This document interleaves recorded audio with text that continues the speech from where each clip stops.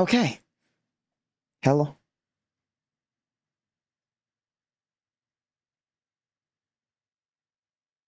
Oh gosh.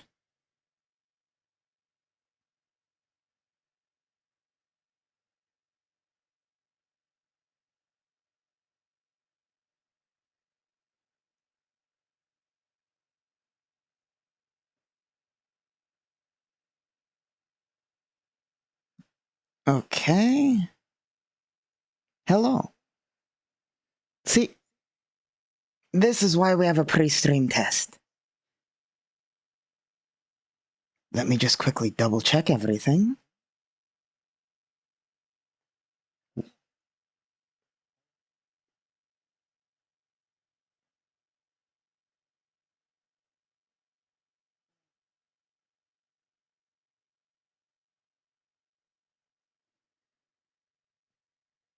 Okay. So, pre-stream tests are important because you might realize your entire audio is set to the complete wrong mode and you're talking to yourself the entire time. I'll probably cut the entire first bit out, maybe, because I messed up terribly.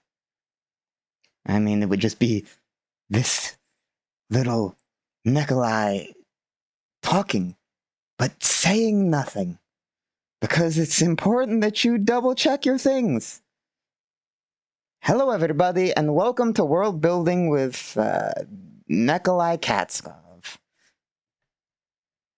If you have any questions, feel free to ask.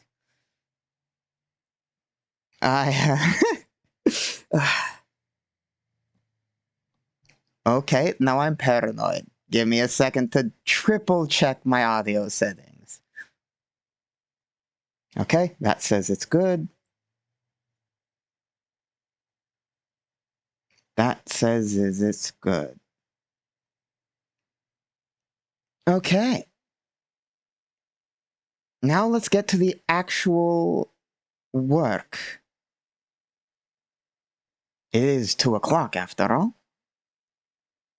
So, what we were doing while I was muted and just rambling to myself is I was mostly saying, well, I was mostly doing the boring part of placing objects. This is our sector. Each smaller square is a subsector. And we were just placing system objects. No details about them except for this one. But it was good to test to see if everything was working. As we saw, not everything was. But here we are. I am so sorry about that. So, time to actually get to this. We were making lanes connecting the various objects so we could actually work on making those objects. These lanes are FTL routes. People travel along FTL routes because if you don't, you might get lost to FTL space. You don't want to get lost to FTL space because then, well, you're just dead. We also accidentally deleted a system full of billions of people accidentally earlier. But that will happen. So we don't need to worry about that too much. We will lose a system or two to errors. Also, you lose entire fucking hour of audio to errors. But these are things that will happen. They are to be expected. Well, hopefully they won't happen again. This sector looked like a music note, so I noted that we'd probably name this subsector something to do with music.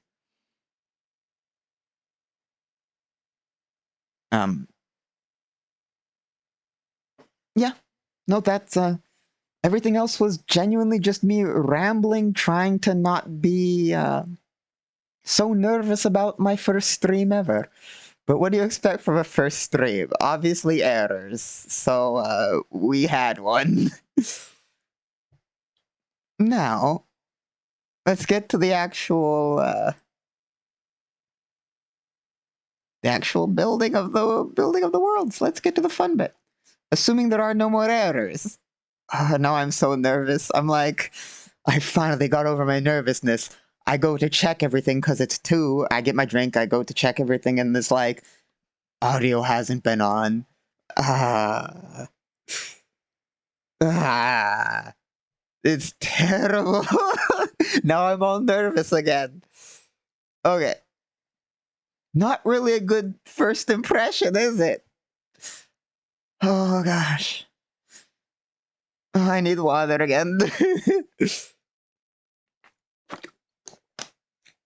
Just when I was thinking, now I'm used to this. Now I can do all this. And then that happens. Oh, why don't you just mute your entire first section of audio? Not even because of anything but your own forgetting to turn the unmute off. Okay. Sorry. Let me just check one last time that audio is working. Audio is in fact working. We are actually live, and we're actually doing this right. Okay. So yeah, mostly we're just connecting lanes for the first hour as I was getting used to all this. So let's, I'm not good at computers. Let's, get to the actual building of worlds, because we have enough to actually start with now. Let's quickly go over the sector I built earlier and see if there's anything, if I can select the right section. Is there anything we want to add other than the fact that it has mining outposts and is colonized? Earlier I was just saying asteroids can be colonized. They make great mining bases due to the low gravity and so forth. And, you know, we made the frozen planet colonized. I didn't say much about that. I mean, we just made it colonized. We've generated the spatial distortion, determined it was a temporal rift. Space-time rift, you know, it happens. It actually doesn't. I mean, it does, but the Empire, that would be LT's faction. Him, over there, to my right, his faction have outlawed time travel. Completely illegal. But, temporal rifts, I mean, that's not like anybody's caused it, probably. I mean, it's possible that some faction has caused it, but it's unlikely. They can happen naturally. And as long as nobody's using it to mess with the space-time continuum, the Empire should be fine. Oh, we'll hear about the Empire eventually. And the Commonwealth, and the robots of the Coalition, and the Federation of Allied Nations, and the Galactic Council. All of it. There's a lot to do. I mean, I started all this, as I said in an intro video I made a while back. I started all this to get work done and stop my terrible procrastination. And at least, even if the first half of this was muted, I got work done. So overall, it's been a resounding success, and we're just getting started. So, let's get to the fun bits. Is there anything else we want to add to this system?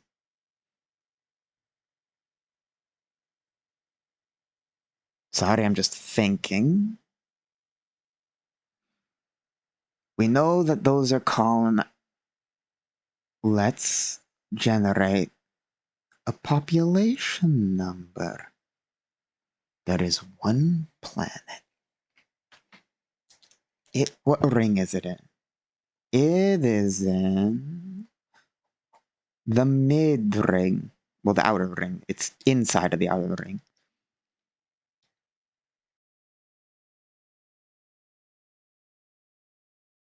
So, as it's inside of the outer ring, it's going to be slightly populated, but not severely populated. So I'll grab 2d10. There's many ways to generate a population, but we'll go with this one. And we want a base number. So it could have up to this one object Could have up to 20-something billion. Could even have more. So we'll add 2d4. And I'll actually roll this on the roller, not with my physical dice. You won't hear the clickety-clack. But you will be able to see the result.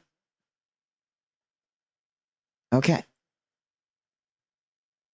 So first thing we're gonna roll is 2d10.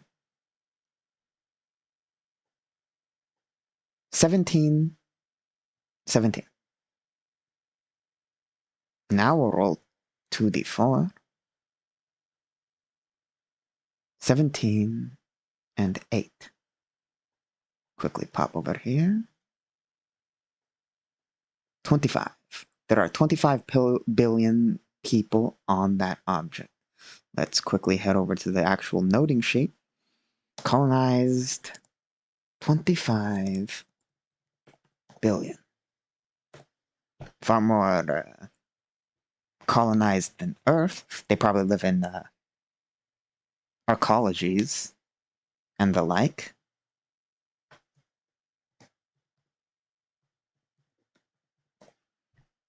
Given that the planet is a frozen ice ball.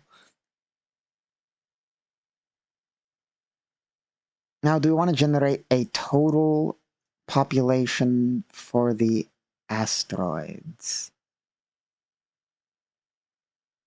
Yeah, we'll give them less, though. We'll give them a d10 and 2d4. 8. I rolled physically. Right. I'll make sure I try not to do that again. 10. So a total of 10. Such even numbers.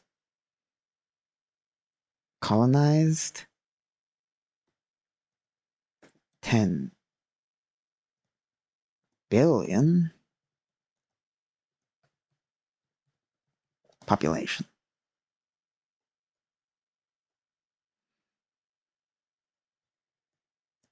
And yes, an asteroid field can fit that many.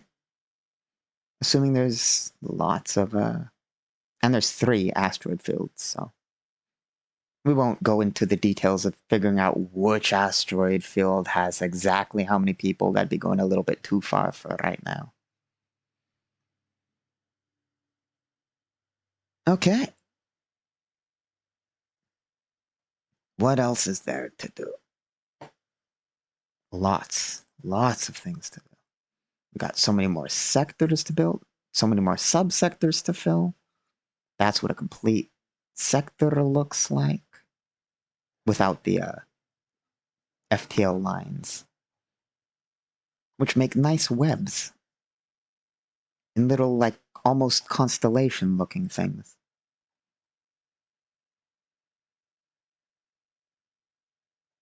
Okay. Let's actually go quickly work on just some city placement for fun. No. Maybe not. I do not know.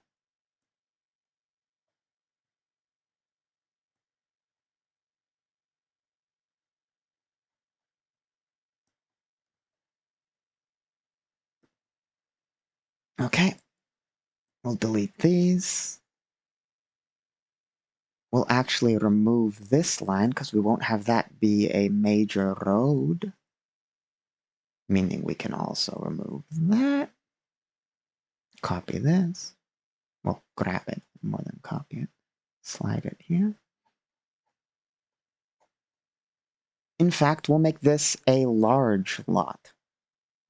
So we'll take another square, place it here, grab these,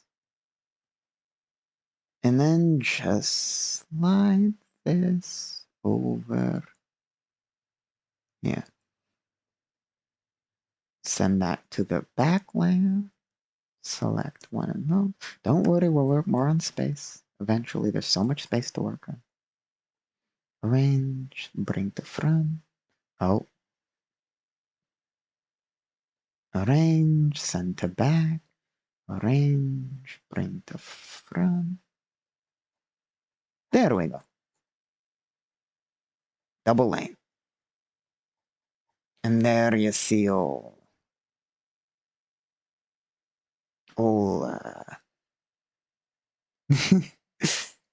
space webs, giant space spiders. Yep, my day has been very, very good. Other than the fact that the first, well, I was doing a pre-recording test since this is my first stream, and the first hour I didn't unmute myself for the test, so I was very embarrassed about that.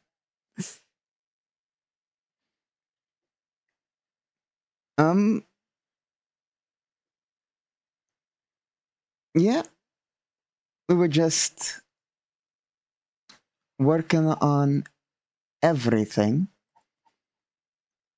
If you have any questions at all, feel free to ask. And there are space spiders. There are space spiders. And space spiders are a genuine problem. Thank you for the follow. Space spiders, there's an entire insectoid faction in. Let me see if I can't bring up the map. Not this map, that's the subsector map. Here we are. Each one of these small squares, each one of these small little squares outlined in white, is an entire sector, one of these. And this isn't even the whole. This isn't even the whole galaxy. This is civilized space.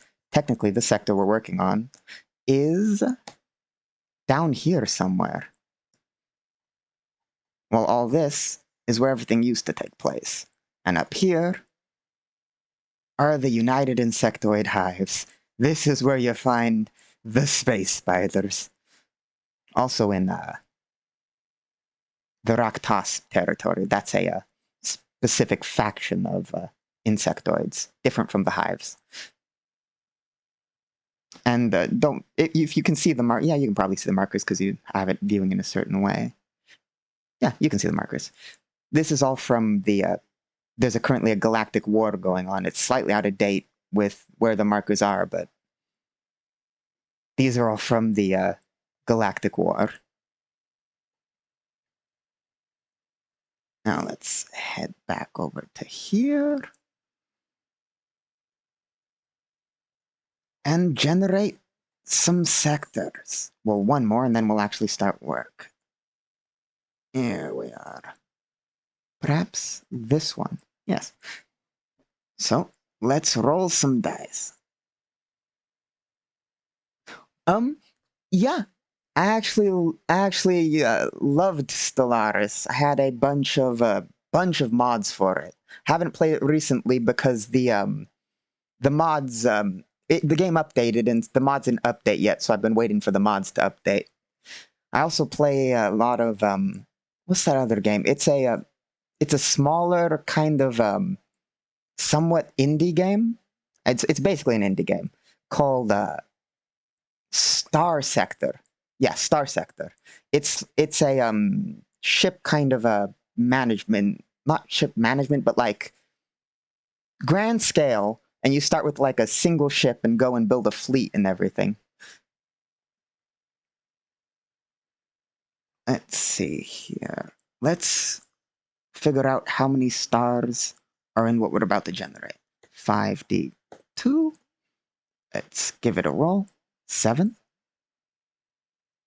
And with that, let's grab 7 dice. 1, 2, 3, 4, 5, 6, 7. Drop those on the table. Unfortunately, I can't really roll those on the roller for you to see because I'm actually placing them based on where they land on my table, not by any number or anything. Okay. Make sure I have the right properties selected by grabbing Get Properties. Make sure I'm on the right selection. And now we place them based on how they landed. One was about there. There. We have 3 down here in a kind of, well, no, sorry. 1, 2, 3, 4. 4 down here in a swoop. So it's like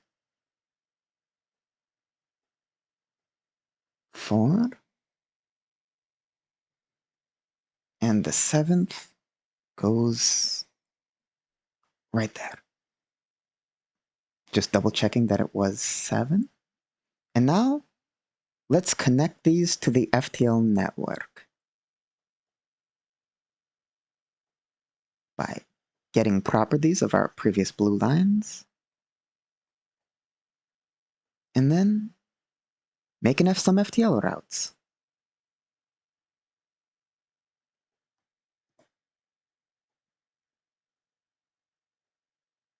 And making more webs.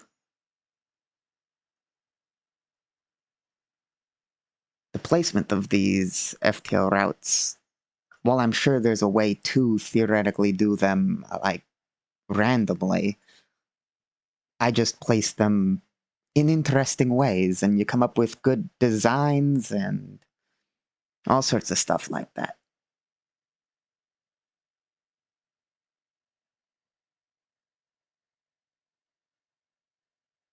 Sure.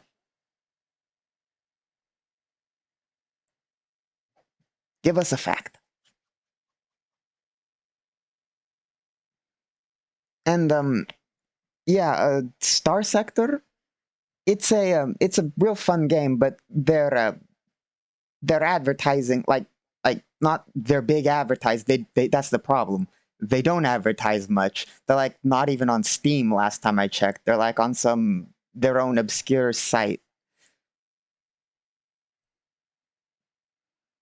So like not a lot of people know about it, but it has a despite not a lot of people knowing about it, as far as I know, it has a huge modding community who build their own ships and fleets, and then they share them on the forum, and you can download entire fleet sets, and it's real good.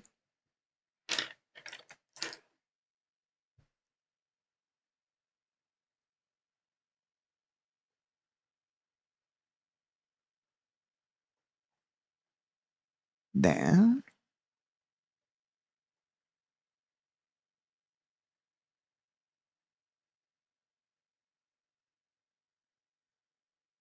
Here we go. Let's generate an actual star. Well, object. System object. Might be a black hole, which isn't necessarily a star, but...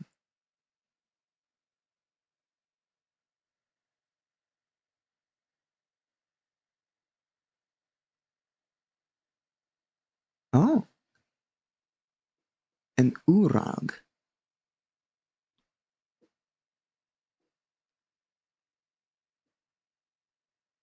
Oh, I've heard of Starfinder.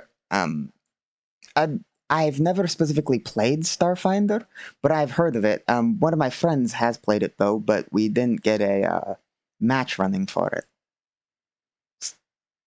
Specifically, the majority of what I run, specifically this Galactic Requiem, 20 something years of making a horrible amalgamation of so many D20 systems, mostly 3.0 plus, is how I created Galactic Requiem. Took things from so many 3.0 forward systems, 3.0 to Pathfinder, which people call 3.75, smashed it all together, refined it as best as I could over all these years, and that's how I got Galactic Requiem.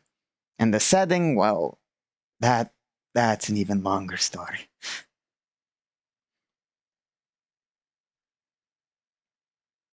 But yeah,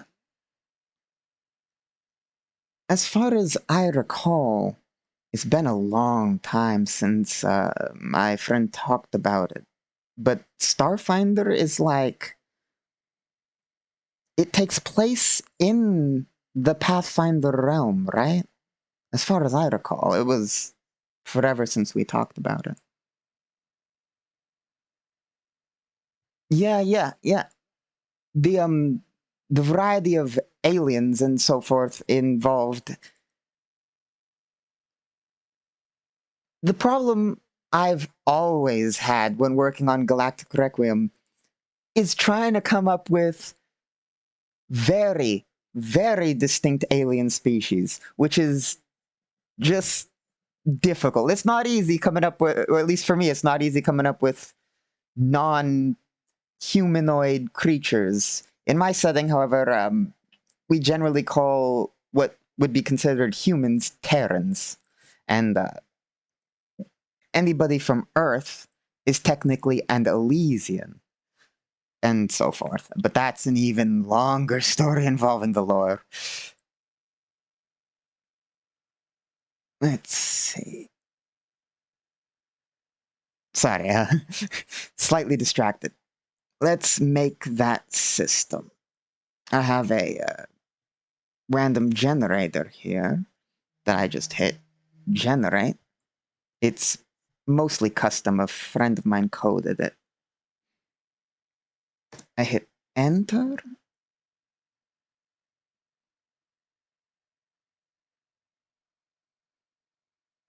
History. Ah, KAC? EAC? I mean, I know what AC is, armor class, but I haven't heard of KAC or EAC yet.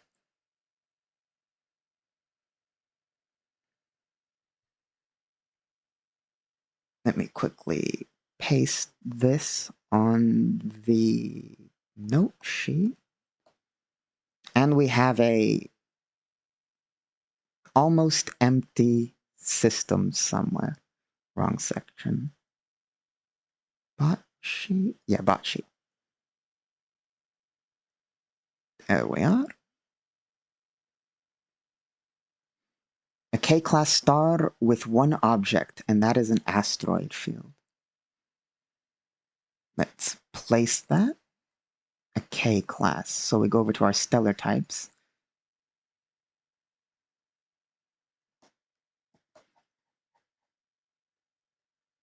I had to make a decision between making star systems accurate and less accurate but more varied.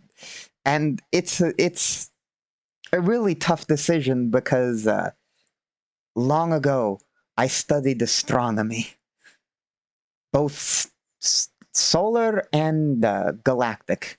So when it comes to star classes, we generate a lot of M class. So whenever I generate something that's not M class, I'm very excited because M class stars in actual physics are one of the most common standard star types, and the generator somewhat reflects that with like a 90% rate of generating M class stars.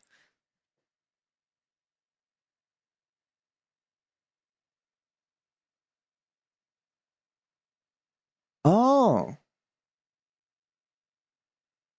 so it's like different armor classes that it targets. In we have something somewhat similar, but in a sense that it's not specifically armor class it goes against. Certain armor sets have different defense, like damage reduction. We use a base damage reduction system in addition to AC. And the essentially, if you have like damage reduction that will stop lasers, damage reduction that will stop ballistics, etc., and you can have mixes and so forth. So it's kind of like that, but I would assume, but with like AC. So you would roll to hit a different AC based on that, as opposed to just removing a different type of damage number. Yeah. Okay. Now we determine where this object goes. And I'm thinking we're placing this one in one of the outer areas, like here. And now let's quickly get its coordinates. Coordinates are rather simple. 1, 2, 8, 7, 8, 7. Let's quickly note that before I forget it. 8, 7. And now let's find its subsector coordinates.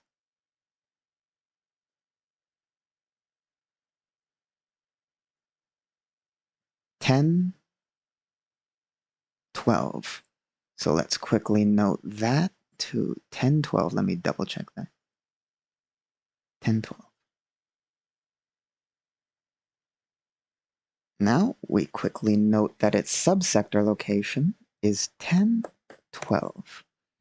And now we can find it whenever we need to.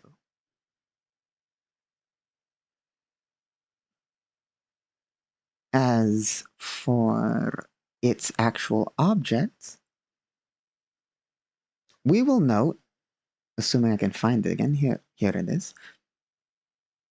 We'll note that the overall system is mostly for transit. People are just passing through here. We will note that object 1 does indeed have a mining base. Multiple mining bases. People are just passing through this system. Probably also sending goods in towards the core. This is the core of this frontier sector. The Sacred Grove system. As you can see, there's a... I assume you can see, let me double check. Yeah, it pops up. A lot of information on Sacred Grove on here. Most of it's on a sheet, because I find it a lot easier to store on sheet nowadays. Back in the days, I made the terrible mistake of storing all of my notes on map tools.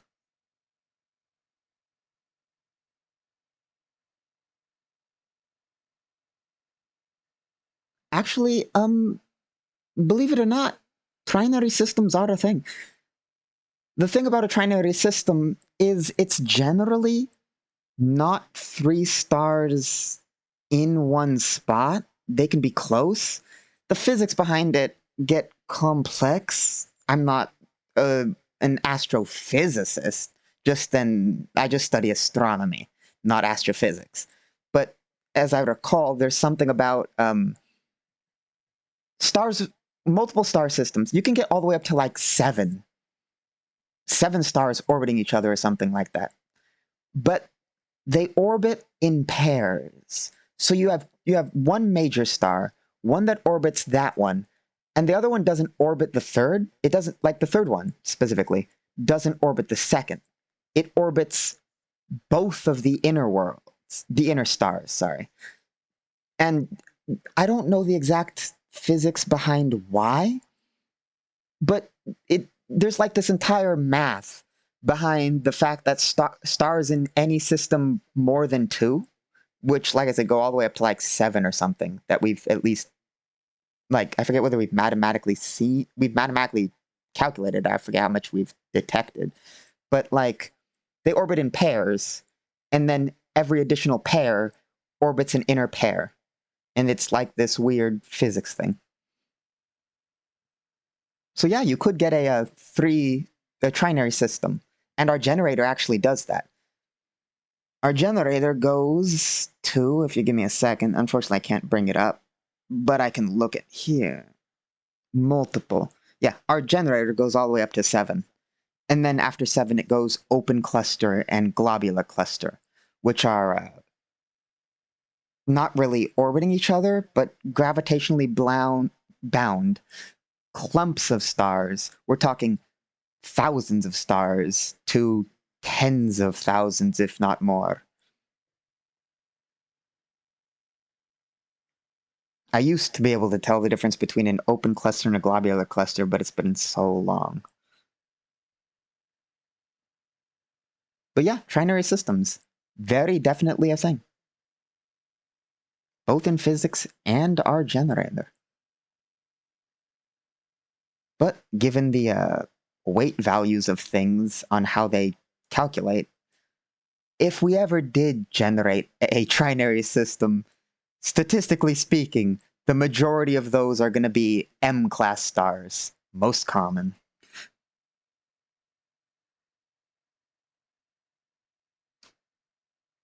No, that's fully possible. You can have a large center star with a pair of that's fully within the physics of it. If you have two stars gravitationally bound to each other, orbiting each other, which is common, and you have a third star that is larger, those two orbiting each other have a point of essentially gravitational center in between them, or in one, but essentially between them, there's a gravitational center, and that center could orbit around the larger star without collapsing.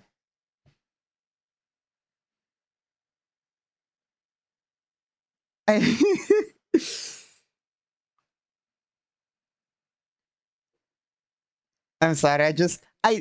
I love talking about space. I just didn't. I mean, yeah, we are world building in a sci-fi space setting. I just didn't expect I'd be talking about the very much like specifics of stellar orbits. Yep, I fully admit I am a huge nerd, especially when it comes to space.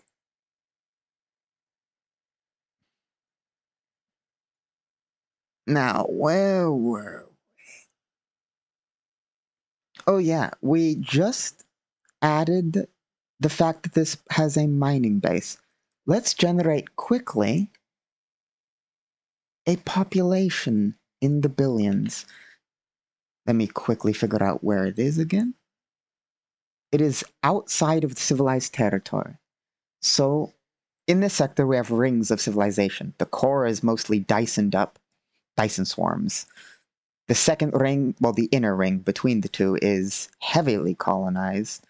The outer ring, somewhat colonized, frontier of this nation, and outside of that, it has military control, but very little actual influence over the politics of the outer systems. So we'll make this one have a less of a population. So we'll roll a d10 and divide that by 2. Dang. I am very sorry. I said before I'm supposed to try and roll this on the dice roller so people can see. But I'm just so used to rolling physical dice when I GM because often it's all hidden rolls or when I'm jittering stuff before and after matches. I don't unless it's something that's hard to roll. I usually don't use the dice roller. So, yep, the clickety clack of dice. 9 divided by 2, we got 4.5. We'll round down. So this system will have 4.5 billion people.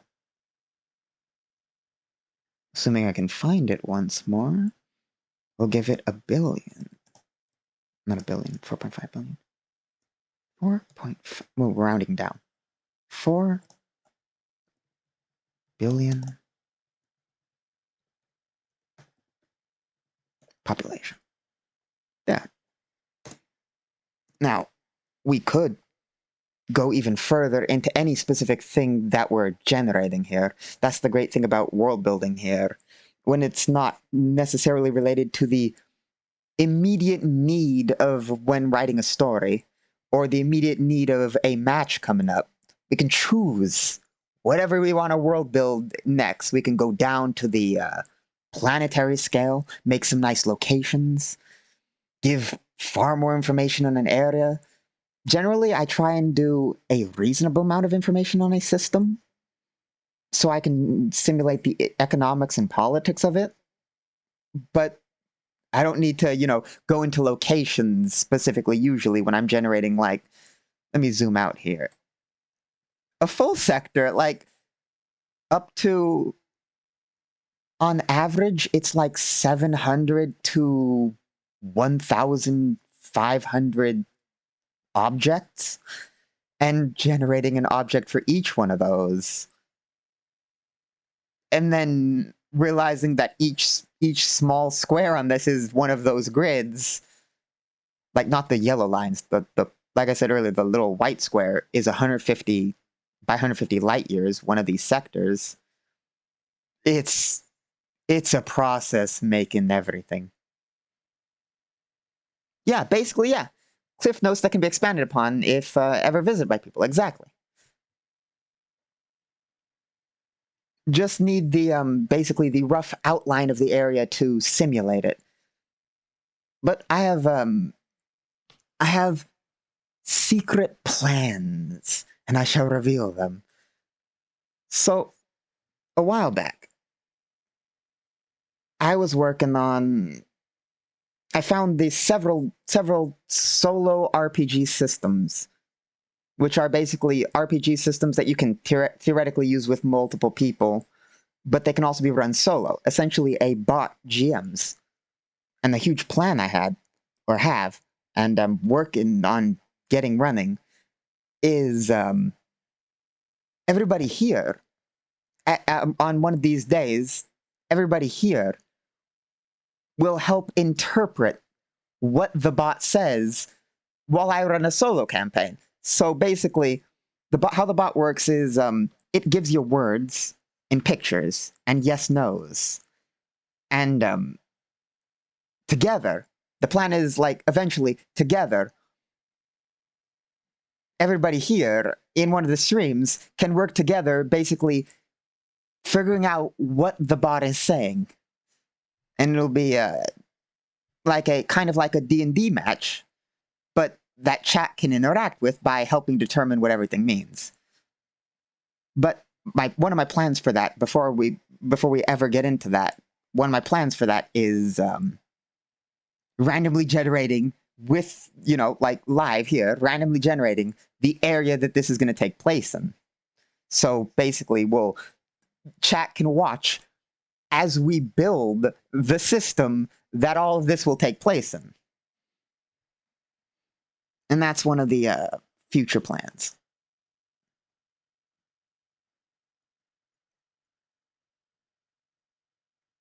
I'm just trying to generate some interesting systems.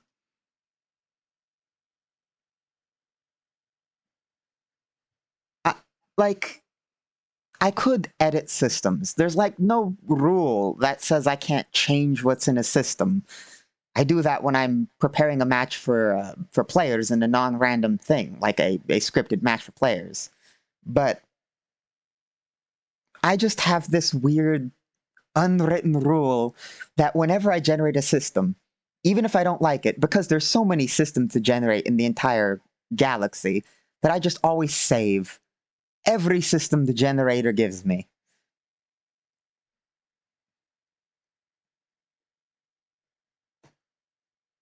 So let's see what we got.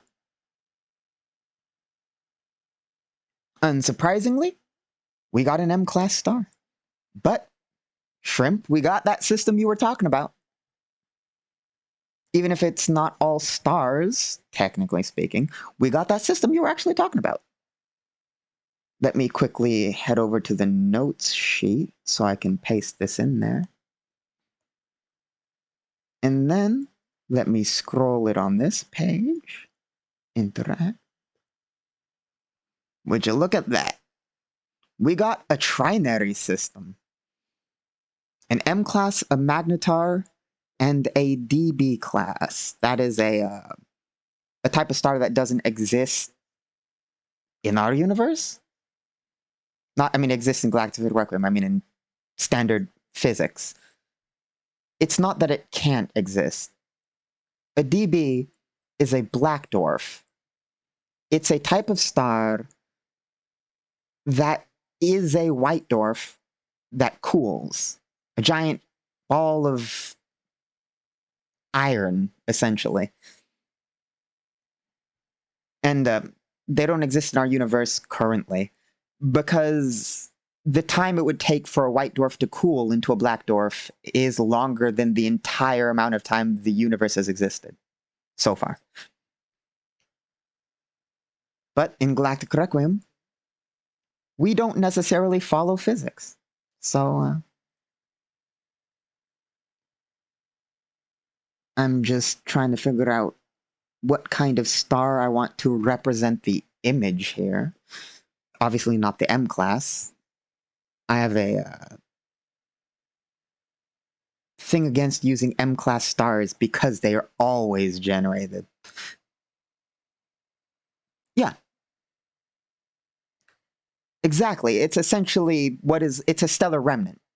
What's left behind, but not from a collapse as much. I mean, it does have significant gravitational mass, but it's not specifically from a collapse as much as when a star dies in a unspectacular way. When it if it dies in a almost black hole, it becomes what we have right there, a magnetar. If it dies in a less heavy way, it becomes a white dwarf and then cools to a black dwarf. Yeah, peaceful rather than explosive.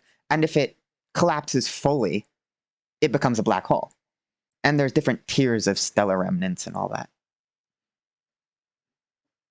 But yeah, exactly. When it dies more peacefully than in an explosion, in a nova, well, a supernova. Nova is just when the matter falls onto a thing. There's like several classes of nova. And then the Empire uses air quotation marks nova bombs end quotation marks because it's the Empire's super weapon, kind of like their version of a nuke, a bomb containing roughly the equivalent of a collapsing star going nova. The Empire is one of the ancient factions that have fallen in disrepair. The image over to the right of old Katskov, that would be an Imperial conscript. I commissioned that image many years ago from Shimmering Sword? Yeah, Shimmering Sword. He does some great sci-fi work.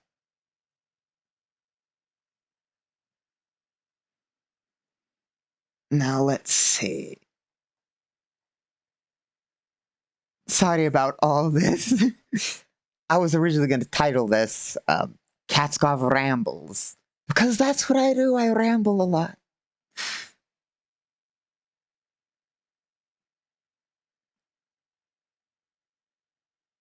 I think I'll go with either the Magnetar.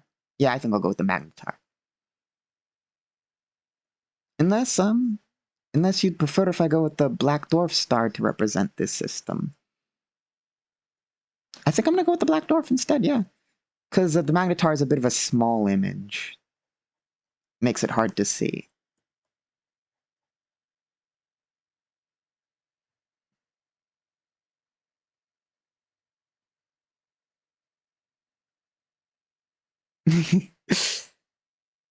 Well, I mean, mapping in this part is a very however one feels kind of thing.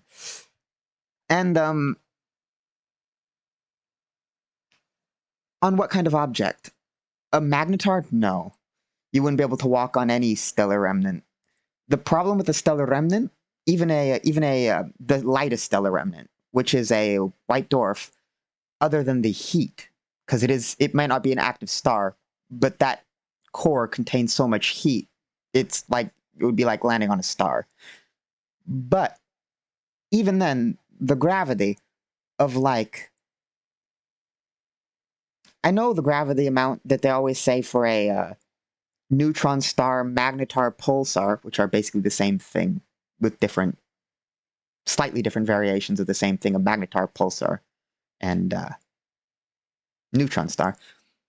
They always say, a teaspoon of one of those weighs as much as Mount Everest. It's similar, but less for a white dwarf or a white dwarf turned black dwarf. So you wouldn't be able to walk on one without getting crushed. However, in our setting here, that's what the Empire specializes in. Being an ancient nation with all the best stuff, they deal with that kind of thing. The rest of the galactic community goes about their business. We have an entire tech level tree for every civilization and where they fall on it. And it goes from it goes from 0 to like 25, and 26 plus is like deity tier tech. 10 is modern, and it's like exponential or something. I'd have to bring up the sheet. But the majority of the galaxies like tech level 16 to tech level 18, which is what most people would consider like your standard space opera tier sci-fi. But we do try our best, even if we fail often, to give it as much of a real physics twist as we can while still making it a fun dice game with FTL travel and all that stuff. Okay, now to place that. What was in that system? Before we actually place it, now that we know what object we want, let's figure out what's in it. A spatial distortion. So we got to generate a spatial distortion. Probably from the stellar remnants. That's probably what caused this spatial distortion in the area. We'll figure out what that is in a minute.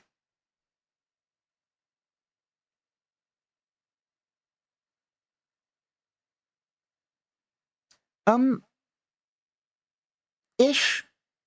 The highest tech level we have does do some of that insane tier stuff. But generally, the majority of nations are low tier, standard, like what you'd expect from standard sci fi. But any nation, even in this relates to modern physics, any nation can theoretically mine those objects.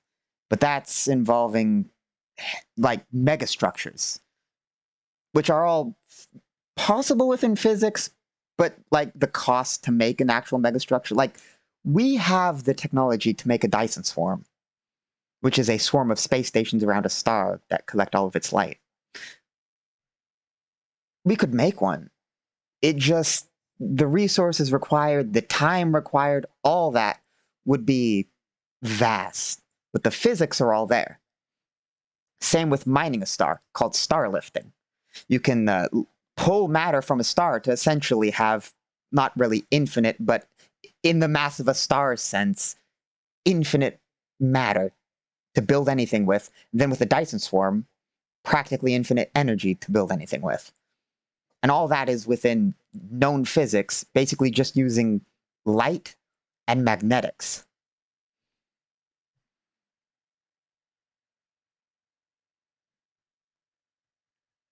But sci-fi wise, factions such as the Empire can actually refine the hardened materials of those stellar remnants to make exceptional armor. Not for people, though. Like, a person wouldn't be able to wear one of those. You put that on a starship, which we have a bunch of. We have an entire space battle system. Yeah, basically, materials and time are always the main factors in getting things done.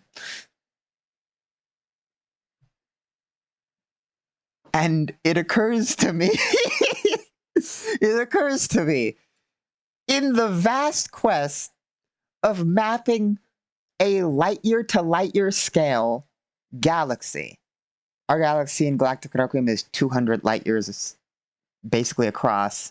Time! Time is the exact factor we face. It's the scale of it all. Yeah. Let's see here. Where did we want to place this object?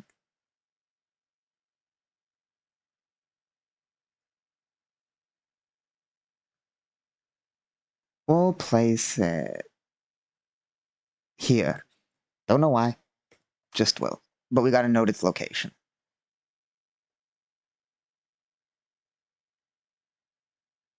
6,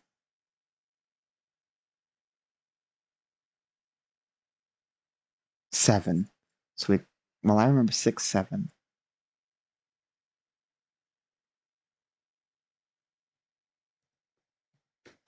Now we need its subsector location.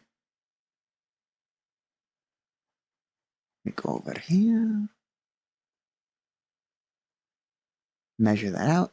7 by 8. 7, 8. So we quickly note 7. I forgot. 7, 8.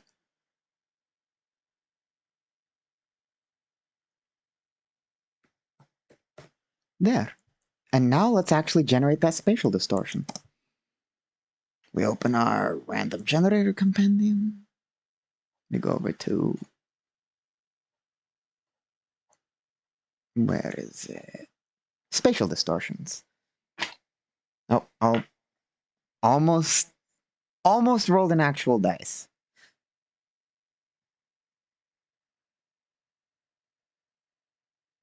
Would more solarly dense star system be better or worse for FTL travel between through them?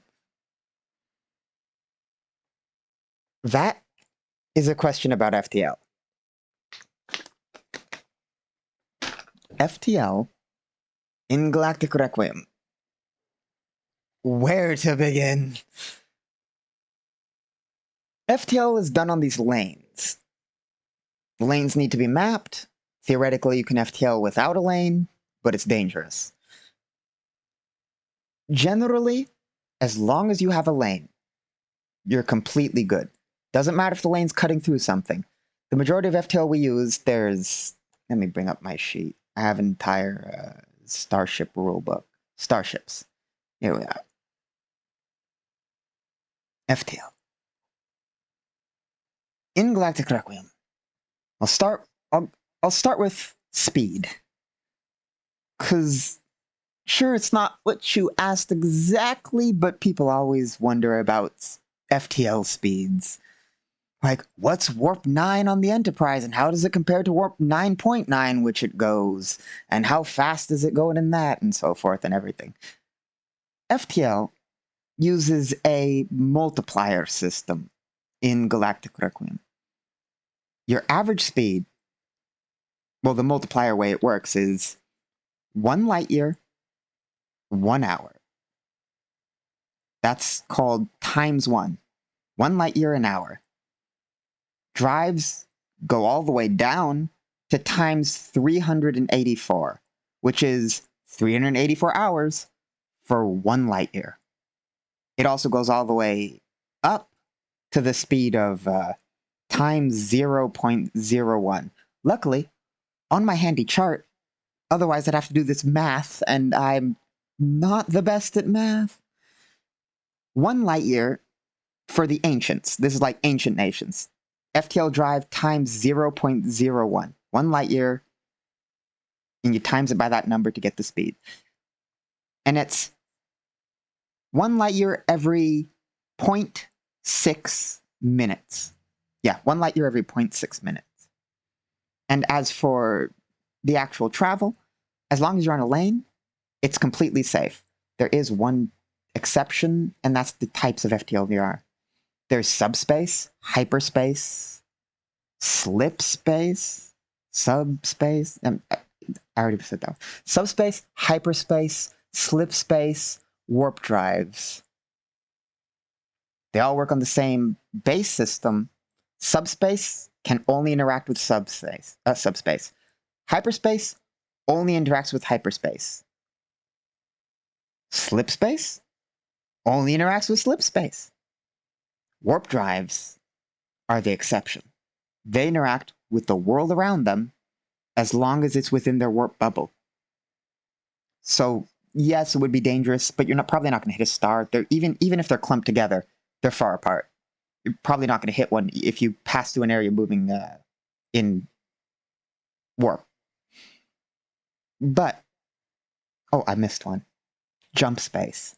We don't talk about jump space, no. Jump space is dangerous. There's like a percentage chance of failure if you fail a computer check to calculate a route. And with jump space, it's like if you're not on a predefined jump space route, there's a 50% chance you're gonna have a real bad time. There's also FTL gates, but gates specifically use any of those previous things. So gates that travel between gate to gate are usually considered jump gates, while you could have two subspace gates that accelerate you between them at extra high subspace speeds, which is for ships that don't have built-in FTL, which some don't, some do. But generally, due to that, the way it works here, there's no base risk as long as there's a lane. If there's no lane, it could get even more dangerous, yes.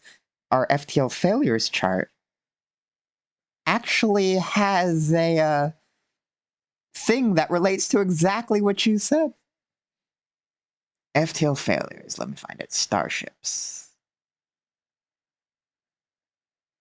FTL failure chart. FTL into a star. What are the stats on FTLing into a star? The answer is you don't survive FTLing into a star.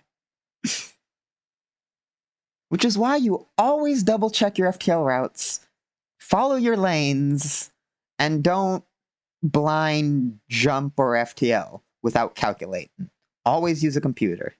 Unless you're the insectoids, then they use the whole neural network brain architecture for their calculations.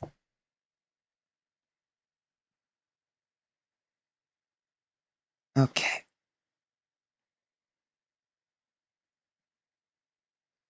And I was rambling again. Sometimes I ramble and I forget exactly what I was doing. We're going to go over to dice roller and roll a d20. 17. That means we've achieved...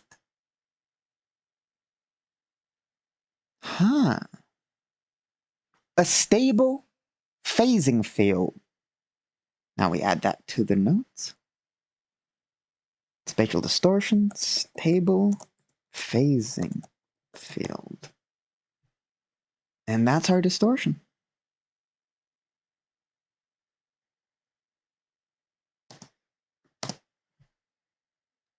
No, I messed up. I don't make notes there. I mean, the stable phasing field goes there, but... Object 2 and object 3. Object 3. There we are. Now, good question. Wish I could answer it. No clue.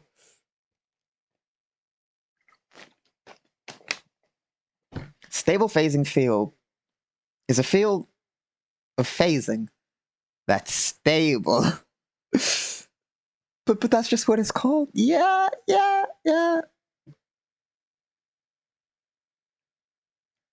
Generally, often we determine a variety of things for these when I'm rolling dice. Like, we base it on the system and what's going on there. So if I am making for like a plot, a heavily like militarized system, and I were to roll randomly stable phasing field, I'd say, well, I'm going to probably make that a military kind of, it's a military operation. It's some advanced tech. They're trying to generate a phasing field to cover what's inside the system. In this case, given that this area is frontier and not very civilized, we'll probably go with something like an area that is not like sporadically phasing, but continuously phasing. Yeah. Like sort of, actually, in this case, it wouldn't specifically be entities outside of the areas of physics. We have those. We have eldritch entities. There's an entire, let me bring up the gigasector. We have an entire area of demonic and eldritch and just bad things. An area you don't wanna go to.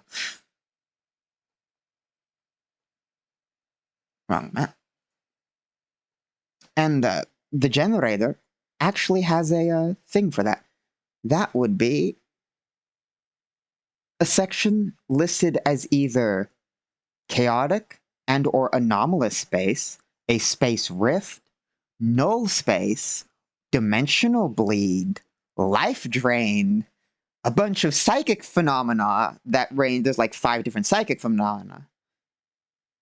There's even unstable phasing field, which is one of the options. And like, those are options.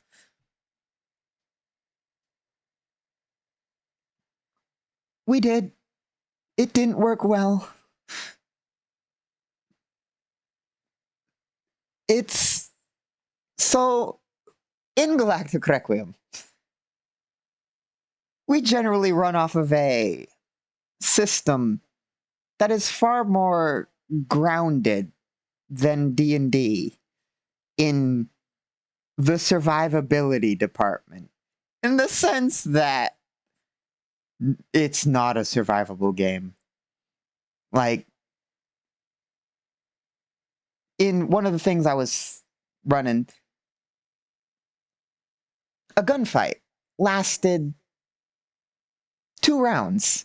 While this was in a separate thing, like it was a surprise attack mostly, but rounds were exchanged, bursts of fire between 2 parties. One party was armored, the other party luckily had armor piercing rounds, and it was over real fast. Then again, it was like 3 people versus 1 person. Like, the gunfights can go on long if both parties are wearing armor. We have powered armor, we have non-powered armor. Armor, cover, armor and cover. Those are essential. You have good armor, you take cover, and theoretically, if you're at a big distance, a gunfight can go on for a while. You're at close range, nobody's in armor, gunfight's gonna be over real fast. And then there's melee. Glorious melee. Melee is viable. I mean, it gets difficult if somebody's wearing armor, but that's where armor-piercing melee weapons come in. At close range, melee is very viable. We got force fields that will specifically stop ranged, but won't stop melee. If your enemies have laser weaponry, you can get even stronger force fields that will specifically stop lasers, or ones that will stop physical objects. And then, well, melee becomes more viable. It's also very viable when you consider powered armor. You put some jets on someone's back, you accelerate to like 100 miles per hour, swinging a great sword with your powered armor, and enemies begin dropping.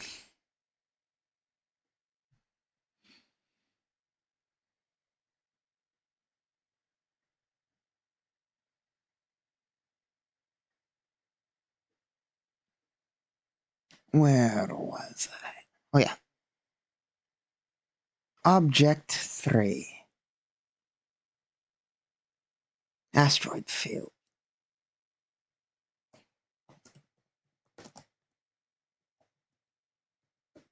We'll make another mining outpost. There's almost always mining outposts in civilized space in asteroid belt. That's just free resources.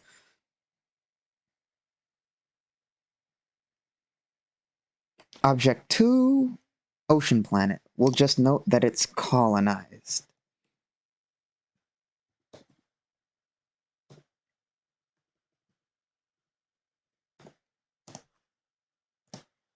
Okay. And there we have a basic area.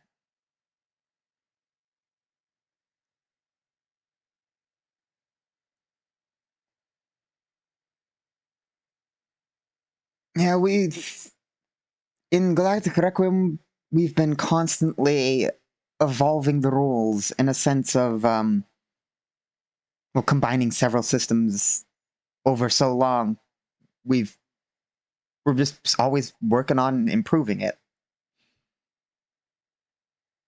For instance, in the damage system, we have a wounds system. There's this entire chart that if you, like normally in D20, you take massive damage. We have massive damage that if you take massive damage, or even half massive damage, you take a wound. You can spend an action die, basically, to be like, no, I'm not taking that. I'm not taking a roll on the wound chart. But if you run out of action die can do a lot. But one of the main uses, avoid a wound on the wound chart, because the wound chart is like you can be hit basically anywhere, and with like 3 rolls, it tells you where you're hit.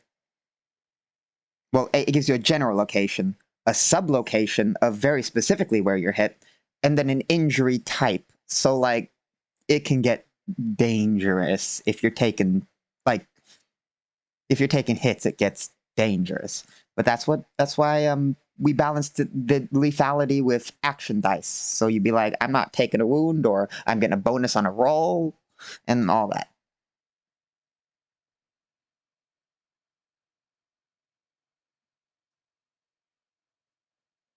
Oh yeah, yeah, yeah.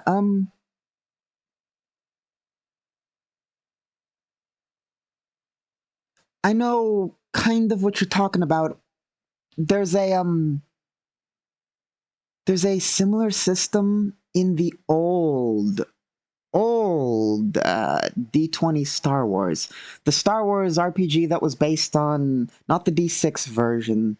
There was a D20 version. There was a modern D20 version, and then there was an older D20 version. The older D20 version used exactly a very similar system in which you had vitality points and wound points. And they were, one was basically you're not actually hit, and the other one was you're like hit, and one lowers first, and yeah.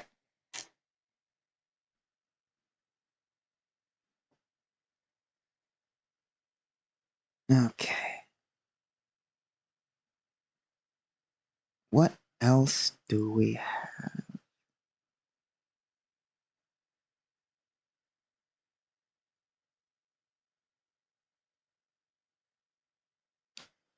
Um,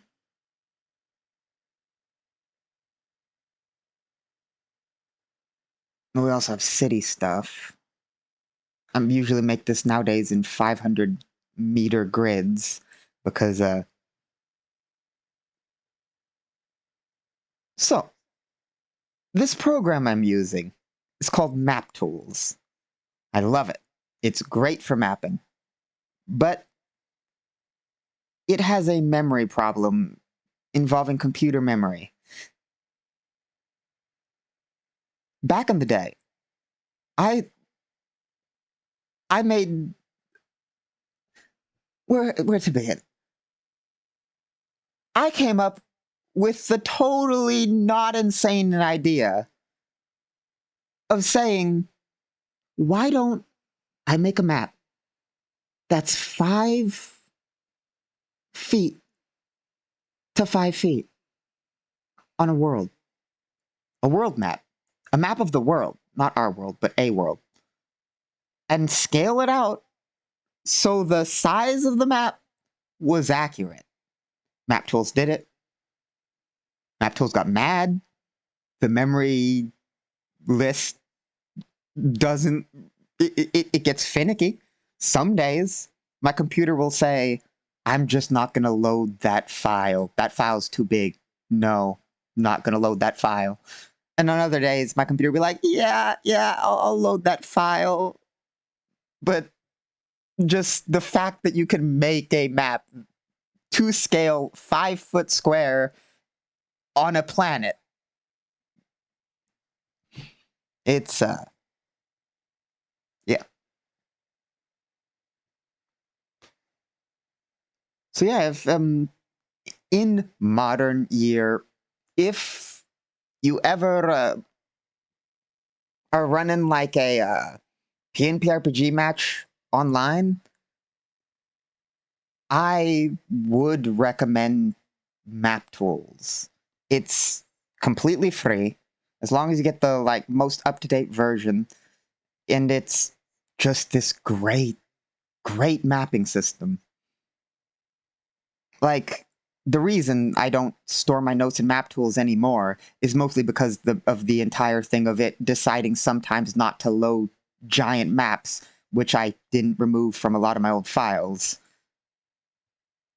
But you could, if you make reasonable maps, store your notes on Map Tools. Like if I were to go here and double click, I can just input. Oh, it won't show up. I can make it show up by clicking here. So that little box in the bottom left, you can put notes in there, and you can have entire stat sheets and whole things, and it's an easy way to store things. Here we are.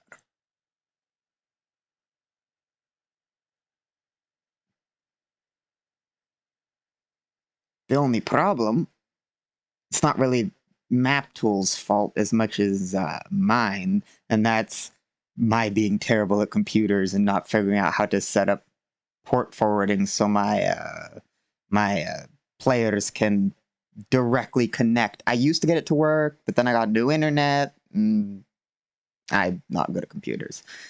But yeah, people could like connect directly and like control things on the map that you give them access to, and it's anyway. I'm rambling again,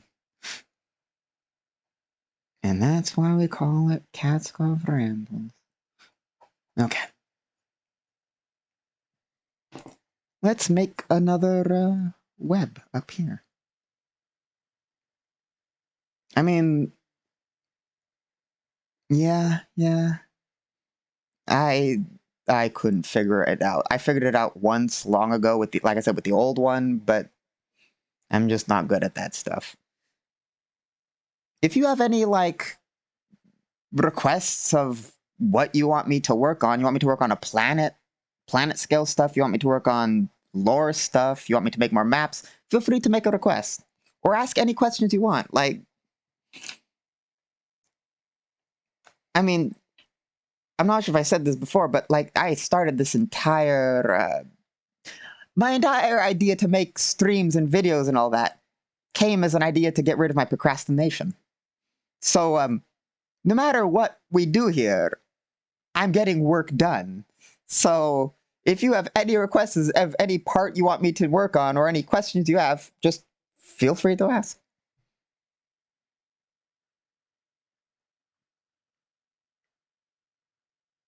Let's see. Let's quickly roll a dice.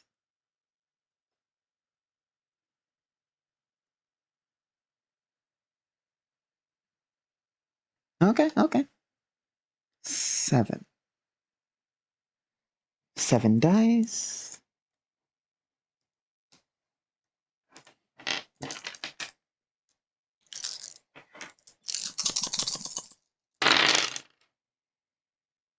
And they've landed in a way I don't like, but we'll go with it. Make sure I have to select the right section, get properties.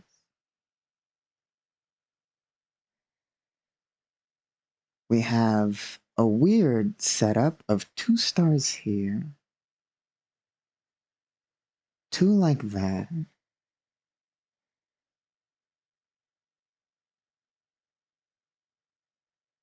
and some like that.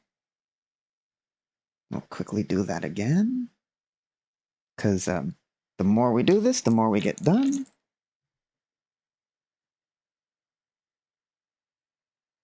Thank you.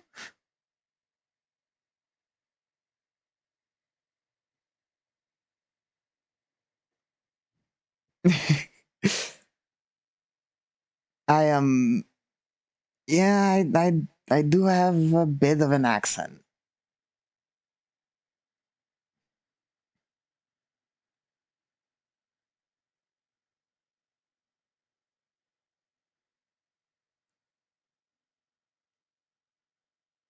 Let's see. 9. 1, 2, 3, 4, 5, 6, 7, 8, 9.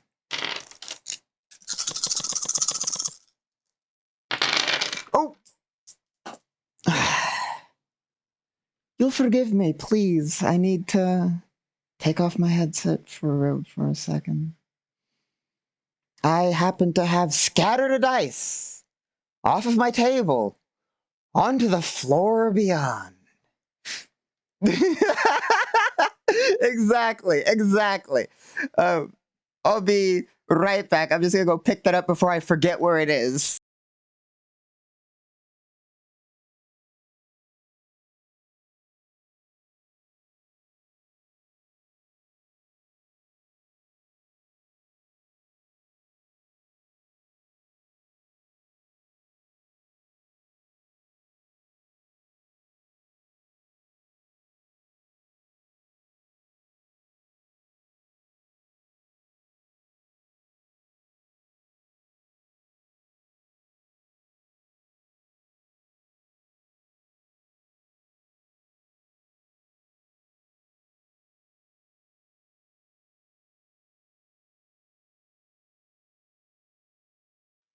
Yep, 1 star lost to the void. Actually, I have a 50-50 rule where when I generate a system and I roll the dice, I have a 50-50 rule I sometimes implement where if one of the dice actually rolls off the table, I won't add it. I'll just be like, yeah, that one's off the table. Because I use it as a way because theoretically, a system can have, a subsector can have less than 5 stars. And I'll sometimes use that as a way of being like, well, I'm rolling 5 dice, which is the minimum, and it rolls, one rolls off the table. I'll be like, well, I might as well give this system 4 because I rolled minimum and 1 went off the table. So might as well make it 4. Anyway, I do have to re-roll because that one die. Not the entire thing, just that die. I want the system to have 9. I want it to be a rather full system. That's also a... No, I'm actually just going to re-roll that entire section. No, I won't. No. I'll just generate it as is. It's just a bunch of them are clumped. Okay.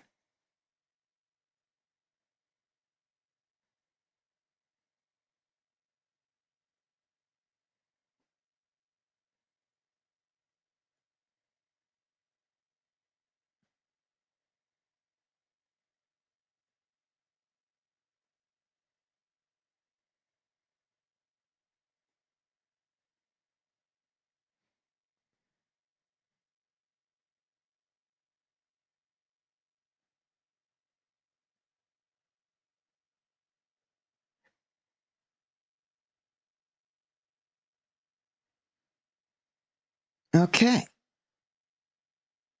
Now, while it does look like I got extremely lucky in a lot of those stars landing right where I wanted them to within the line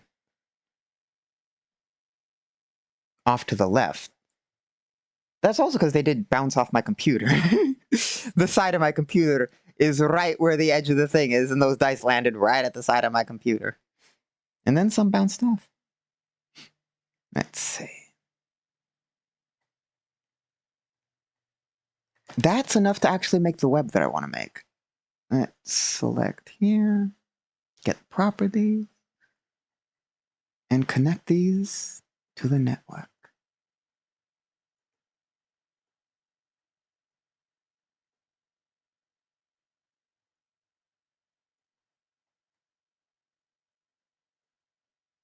Okay, we got the first few connected. We'll make some more lines, make some shapes.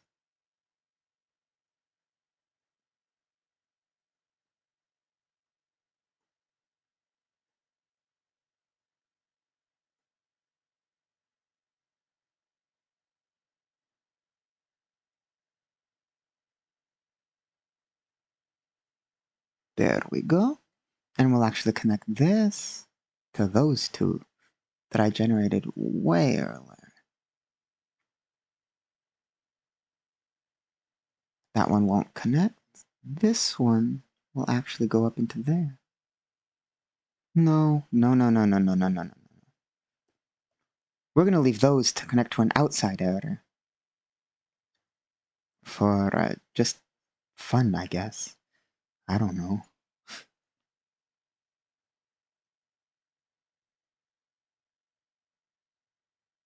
Okay. Now we very quickly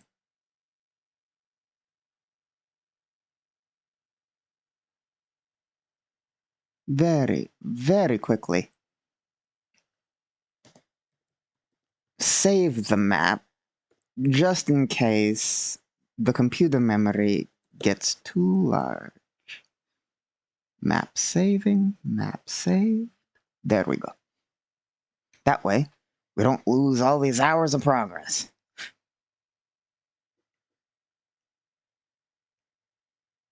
Speaking of, I am very sorry. I'm going to quickly take 1 minute to make sure my computer is not completely running out of memory. Good, no, we're good.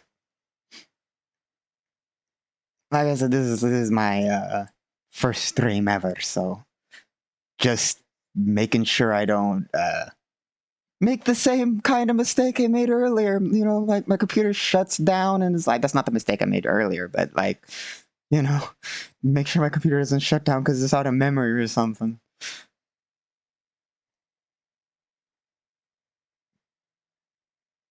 Let's see. Okay.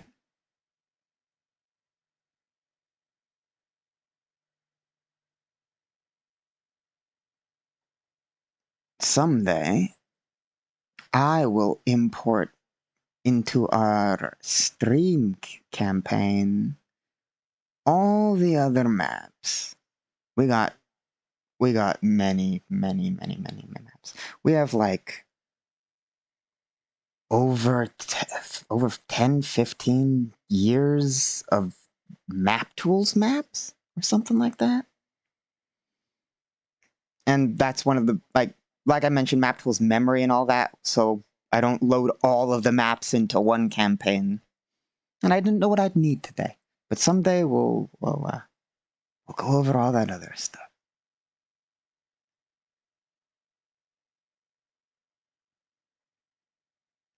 Okay. What should we build?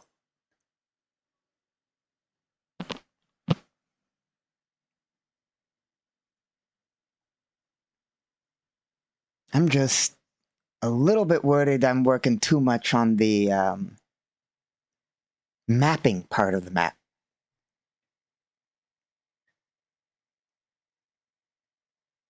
So I think I'll just generate a bunch of star systems. We're not even going to place them. We're just going to generate.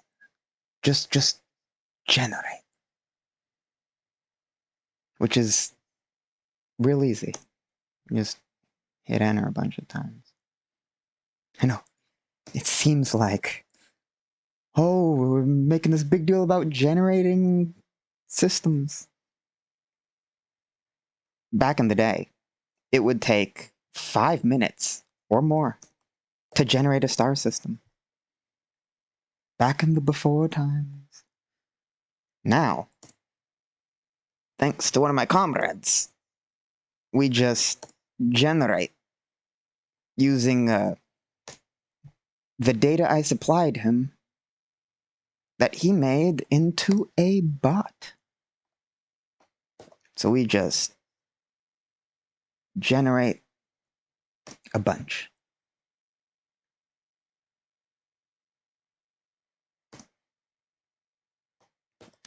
And there we go. We have, in what would have in the past taken me like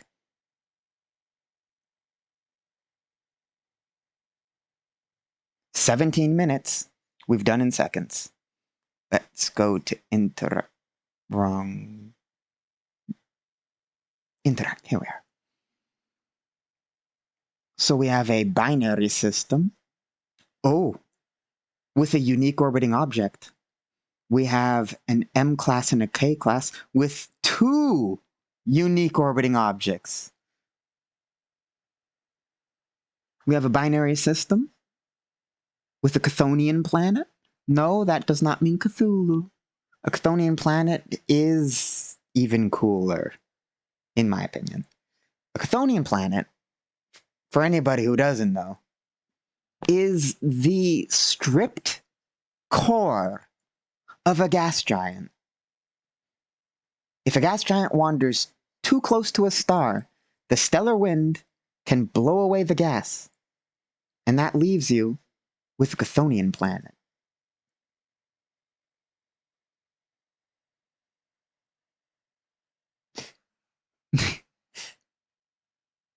Here we are.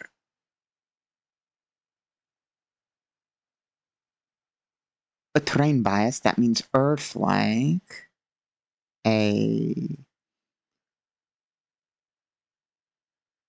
I'm just a little bit surprised. We've generated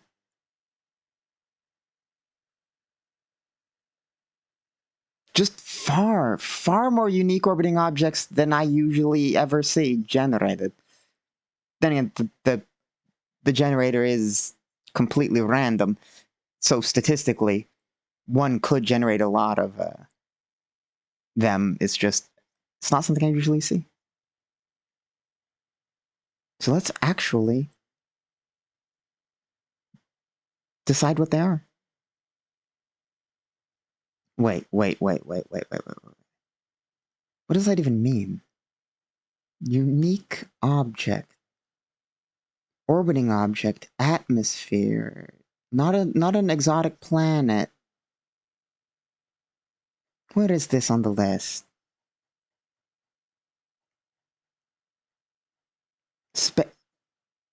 Oh. Oh. Oh. A spatial. It's just a spatial distortion. No. But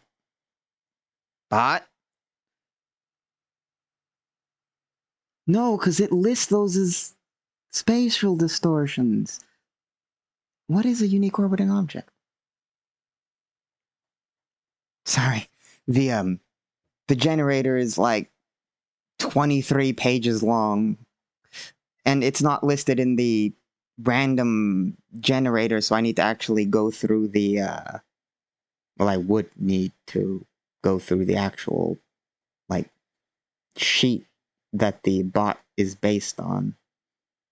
But that's not. I'm not going to sit here reading through 23 pages trying to figure out exactly where unique orbiting object is. Let's just figure out the artificial structures. Wait.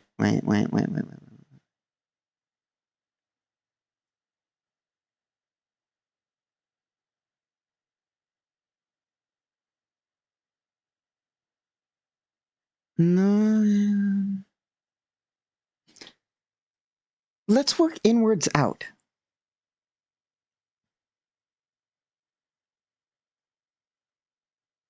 Let's start not all the way in. We'll start like here.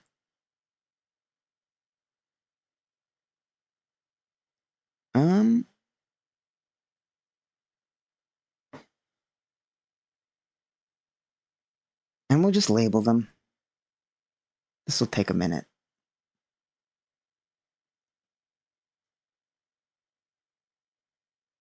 You know what? No.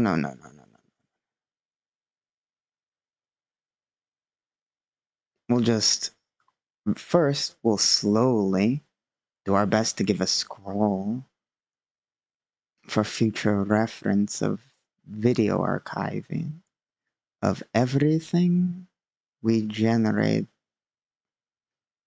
in that series of roles, because I don't remember if I did this. There we go. There's all the objects we generated.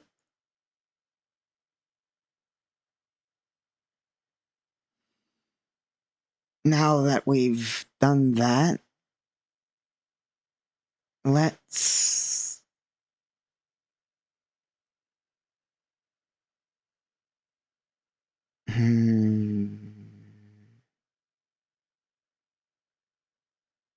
Hmm.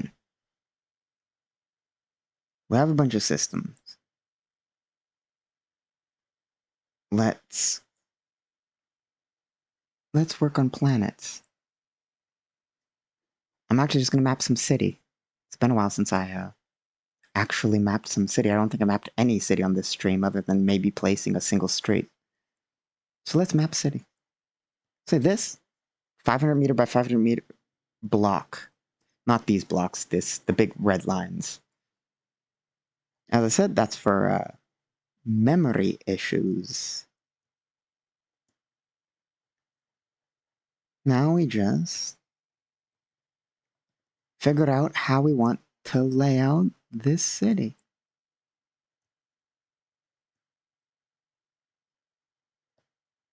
Well, this section of city. This will be a road through there. I want a road running up here. So we'll grab that. We'll place that here.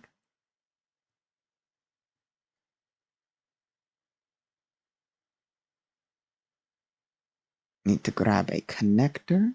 Place that there.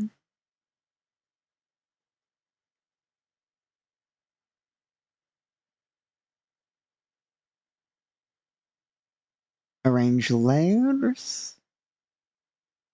There we go.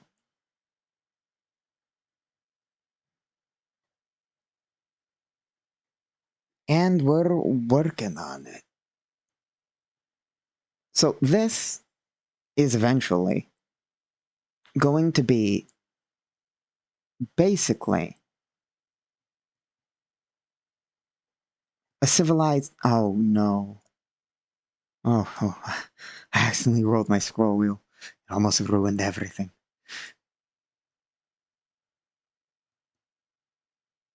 This will eventually be, essentially, a corporate area, a part of the corporate nations.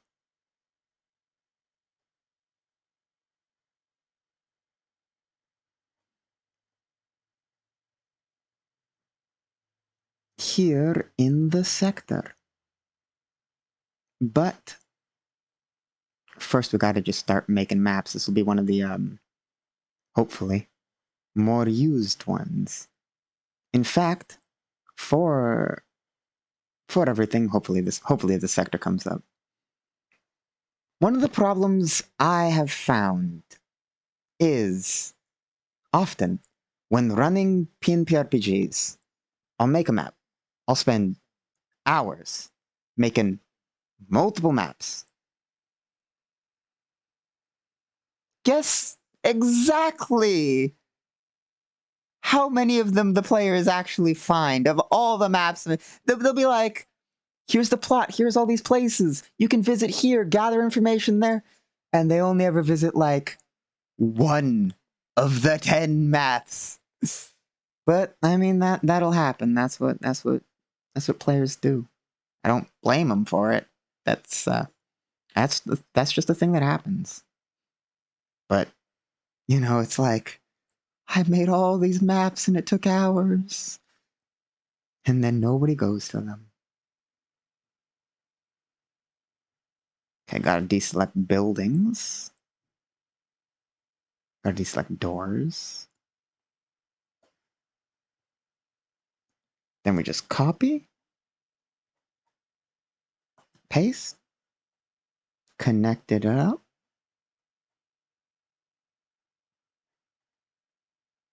And we have more blocks.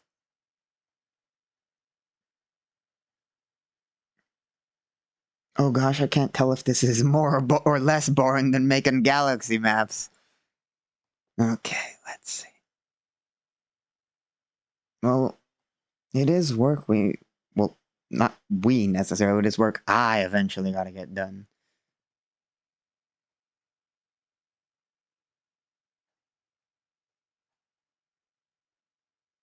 Work I do not look forward to. So, what we're doing here is we're just making a main road through there. I can edit them afterwards, but we're just making a main road. Yeah. Main road runs through there. Side roads along here. Maybe some of these we make double areas. Oh, I have an idea. I'm going to make a large kind of like industrial complex. I'll even map it, like in severe detail. Yeah.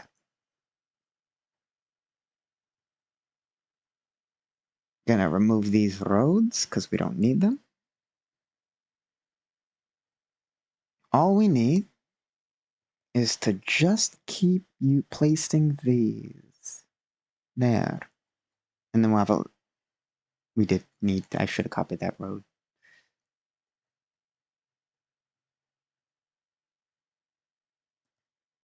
We take that.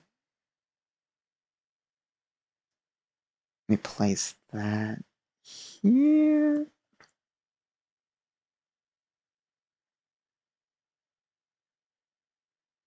Bring this to front.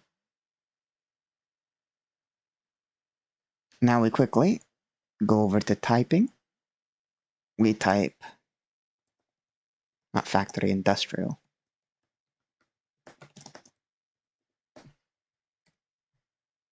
We make an industrial area there, just for note reference. And we've almost made the block outline of this 500 by 500 meter grid.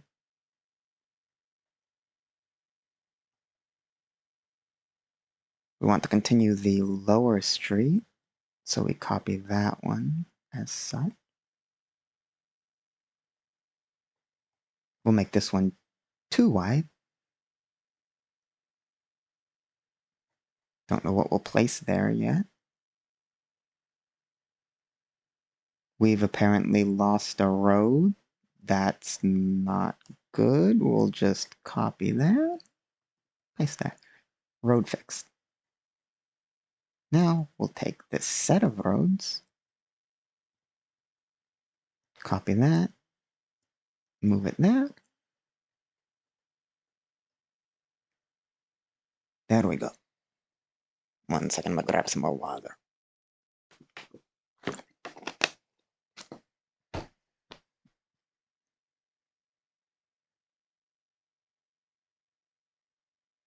Okay.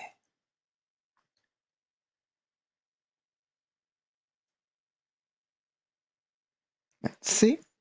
We've made some roads. There's just one section of road left. We're gonna make some blocks. Then we'll get back to the galaxy. We're gonna make small blocks. Just very small blocks. So for that, we take these. We take these. We take one of those. Now for small blocks, that one's gonna be a normal size block. This one's gonna be a small block. Now to make it a small block, we simply go like that.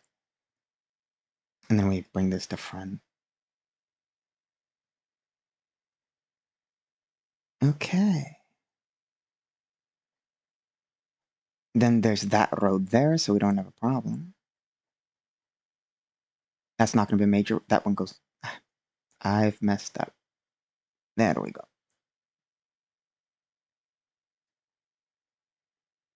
We go like so.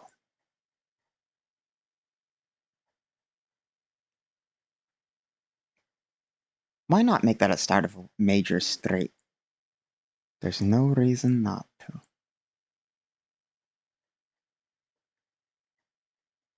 There's probably a reason not to. Doesn't matter.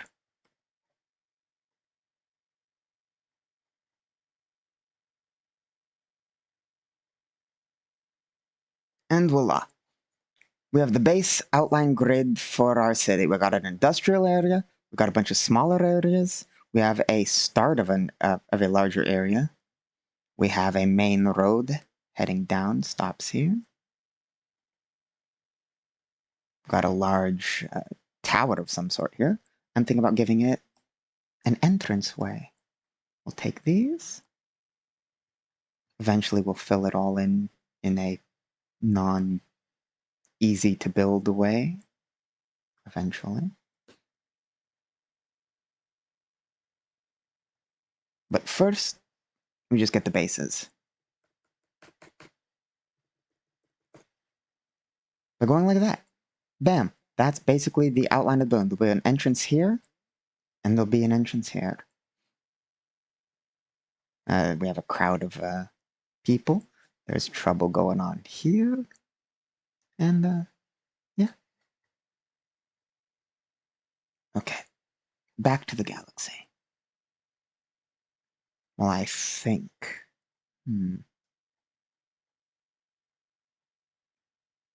Let's see.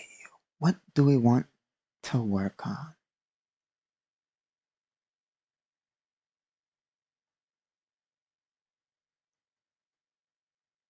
How about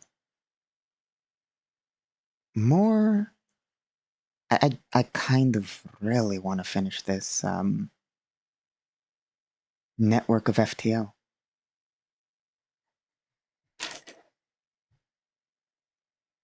See, that's one of the problems. That is one of the problems. There's always just so much to work on. Just loads to build and map, and sometimes I'm like, I want to work on this, but I want to work on that, but I want to work on every part of this. I don't know which part to focus on.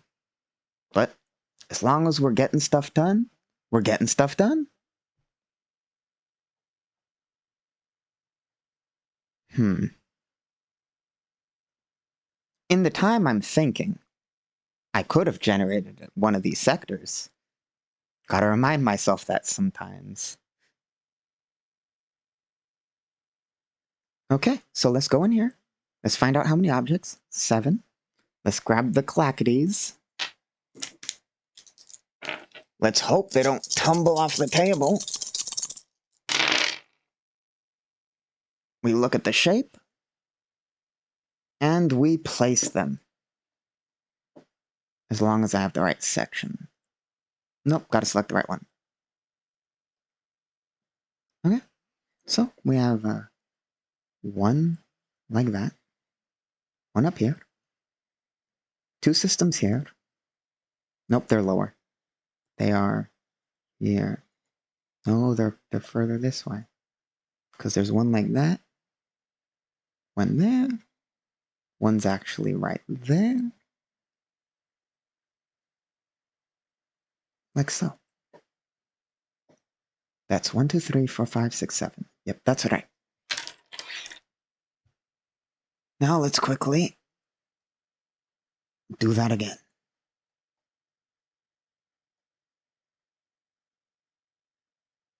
So we go to the roller. We roll the dice. We get 7 again. We grab 7 die. Oh! One of them almost falls on the floor. Luckily not. No stars have been lost to the void this time. So, you got 1 up here. Nope, that's too close. It's about there. And there's a 3rd one like there. 4, 5, 6. That one is 7. No. That one is slightly...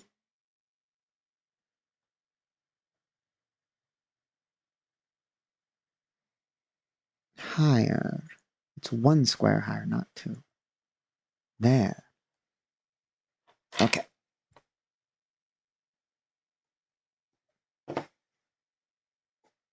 Now, give me a second. Gotta make sure everything's...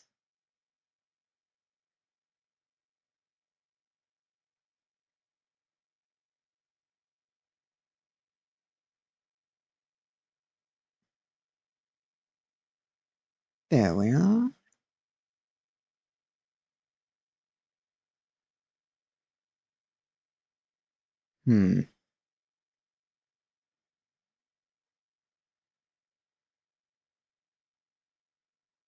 Yeah. Okay. Dice roll. 6. So we get rid of a die.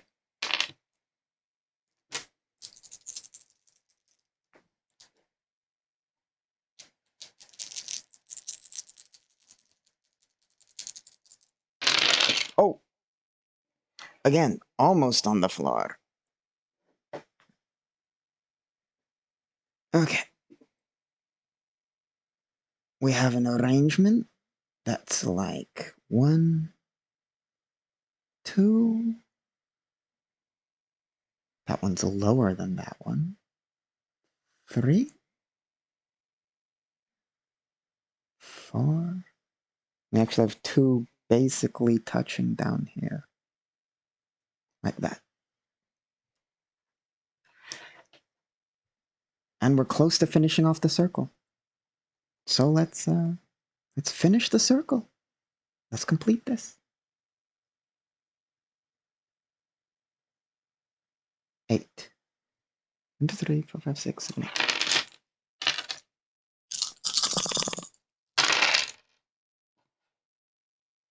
Okay. A rather broad spreading of stars. 1 goes here. 1 slightly off. 1 at the bottom. 1, 2, 3. This one's above that one. 4, 5, 6, 7, 8. That is more box-like than I expected, but it'll have to do. Okay. 1 more.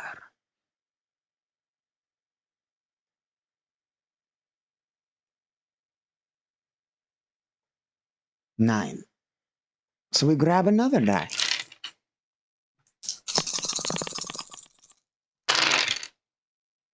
Okay. Now we mark these ones. They are... There's 1 there. 1's like there. There's 2 in between them. Up here like that. Like that. There's 1 down here. There's 1 at the bottom here. 1, 2, 3, 4, 5, 6, 7, 8. That one's there. 9. Okay, let's build the web.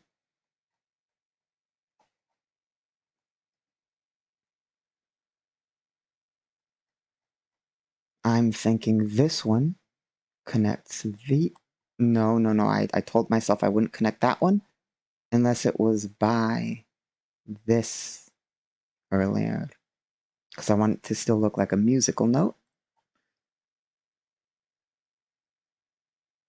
But what I do know is I want these ones connected along here in a kind of FTL chain.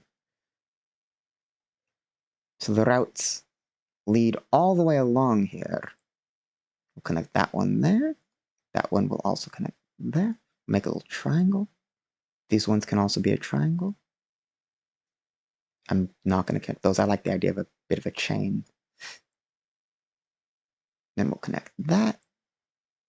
these ones can actually be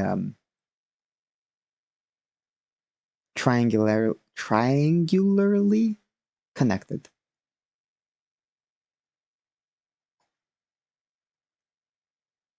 I kind of like that one also being in a separate kind of little chain too, because it's like its own enclave. This will be the connection to the inner system. I'll try that again. There. Okay.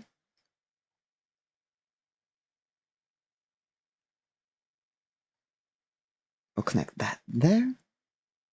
This one will actually branch in an FTL chain that kind of makes the good shapes again.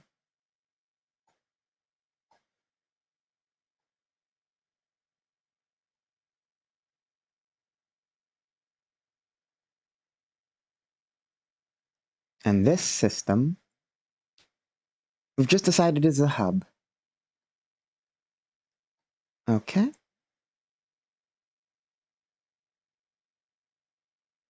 From there, we'll make a long FTL route.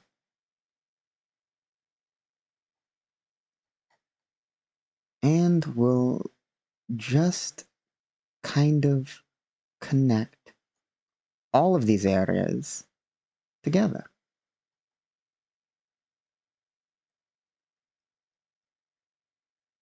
Sort of in a another network.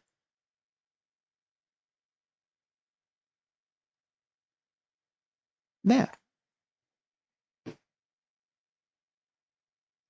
Now we have the lower section of the civilized territory connected. And then we would only need the last 4 upper sections. And then it's all frontier.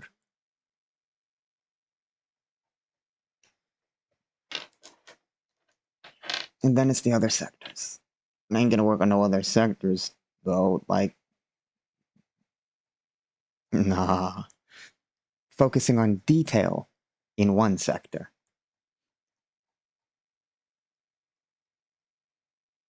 Okay.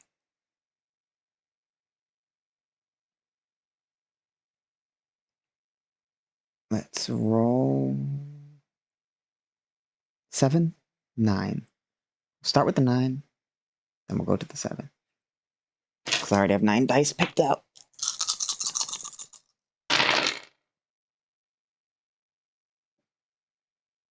But I don't have the proper squares picked, so we'll go like that. Now we'll place those 9.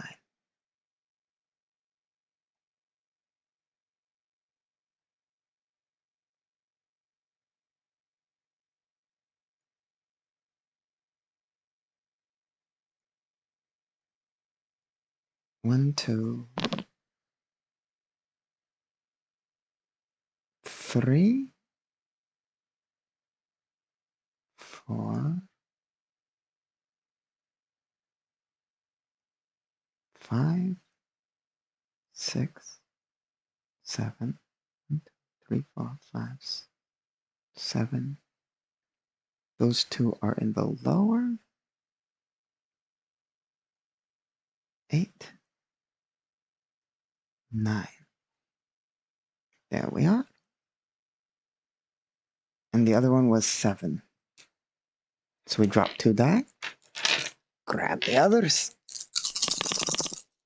Give them the old rattle and roll.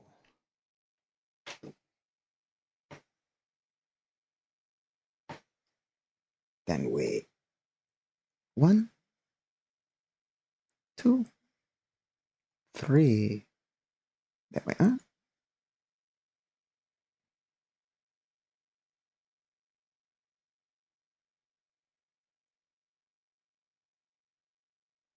And there's our 7. Let's do these last 2. And we have completed civilized space.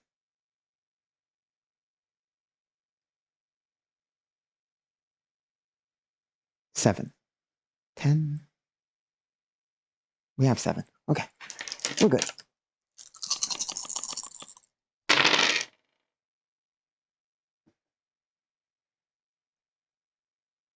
Here we go. 1, 2.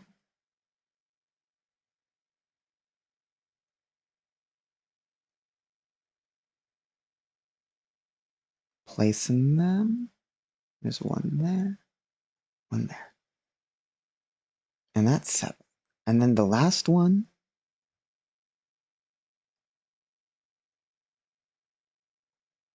8. Okay, here we go. Grab a die.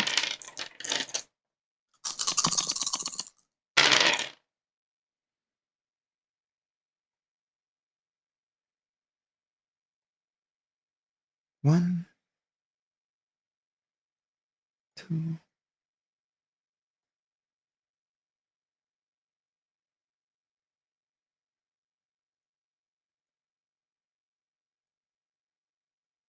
That's 1. That's 4. So there should be one here.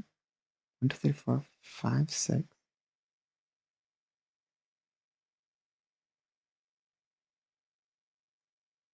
7, 8.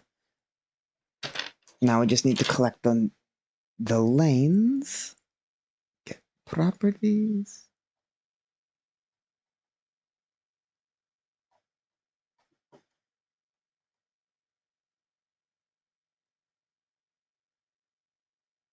Oh, wrong section. Okay.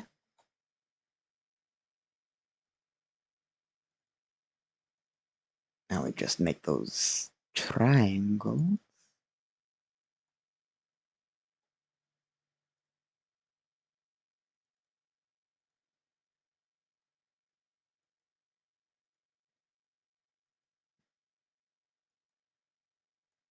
There we go. We'll connect this one to that one. Civilized space will connect through one triangle there. One line here. And I don't think I'm going to connect these. Sure, the distance is low, but it'd be interesting to see what occurs. If we do that. It's like an FTL loop there. And we'll connect that.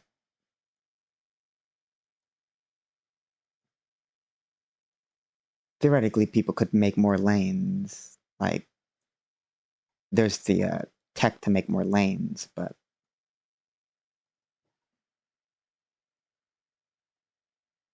it's expensive and dangerous. Okay.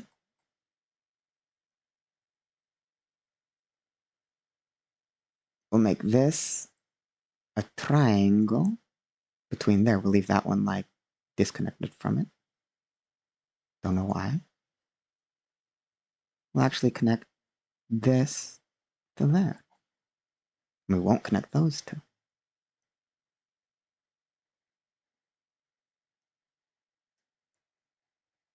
I think we will, however, connect this with that. Giving us a amazing connective web between all of this. These ones are supposed to not be connected, so that's fine. That one's not supposed to connect, so that's fine. And we have our loop. We have a complete loop.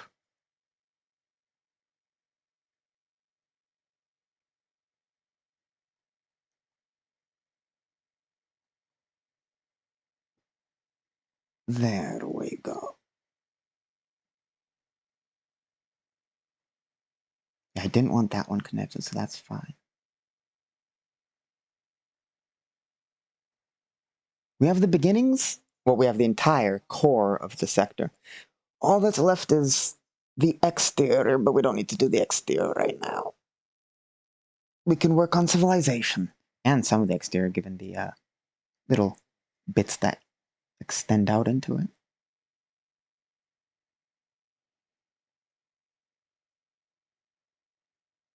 And to do that, what do we need?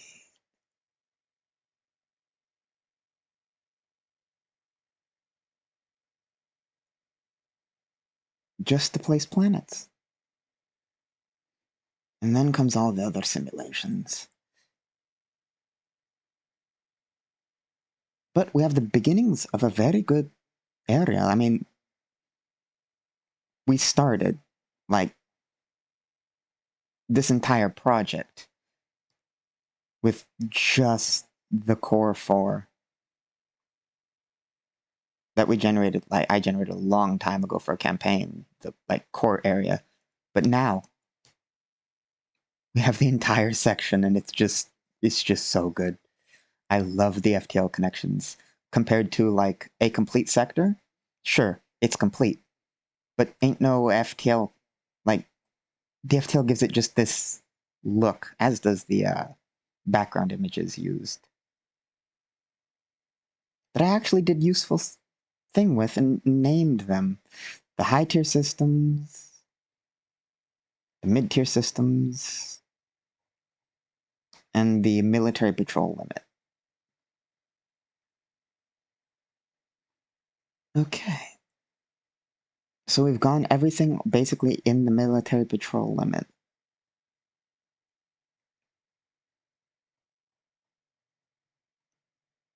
In a nice web.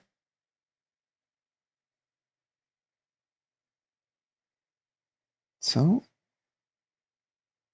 let's place objects. Oh. Oh.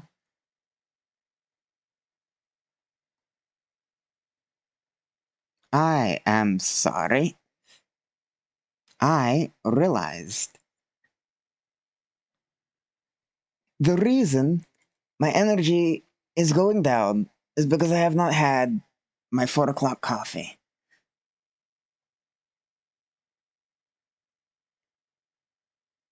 I will be right back. Don't need that one. I'll leave it on here, yeah, because we won't go to the other one. I'll just go like this. Find the overlay.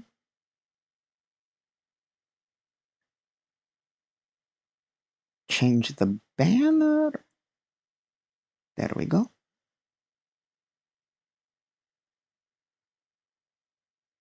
Put the coffee there. No, we'll put the coffee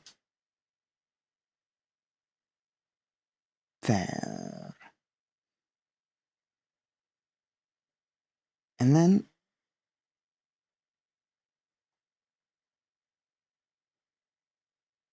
we'll zoom in on that. And I will quickly be right back as I throw some coffee onto the fire. 1 second.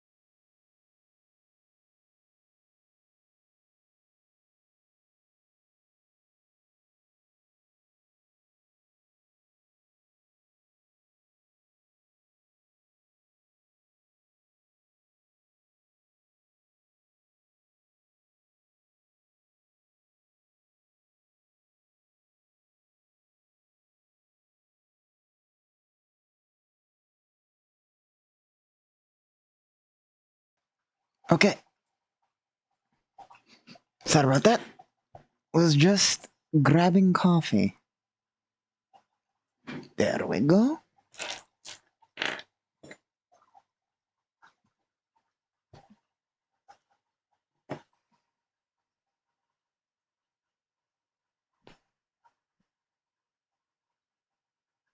Here we are. Let's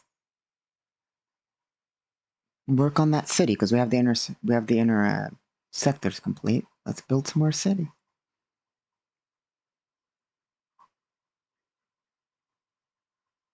I like having this have part of an open lot, so we'll have that there. We'll place some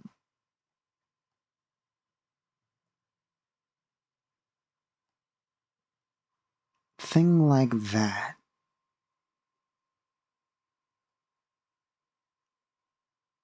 Just blocking out an outline, literally with blocks. Just little squares. Oh, I don't want that one there. Eventually, we can add underground parking and parking areas and people areas and all that and interiors. As you can see, we have like an interior here. But and it does get more detailed than this. Like we can, if we really want to, go over to the symbols section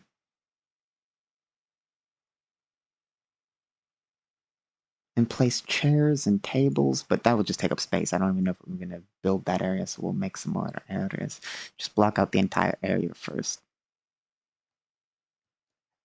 And in that, I think we're going to have a big building here because this is the industrial area. Actually, I think the big building will be down here, closer to the start of this freeway area kind of section. And I kind of want to attach a second area to this big building in the industrial area. Eventually, we can add like chimney and make it look all fancy and all that. Okay, from there, I kind of want like a separate section up here for the factory. It's all factory, but sort of like a, I don't know, a block area for like just things.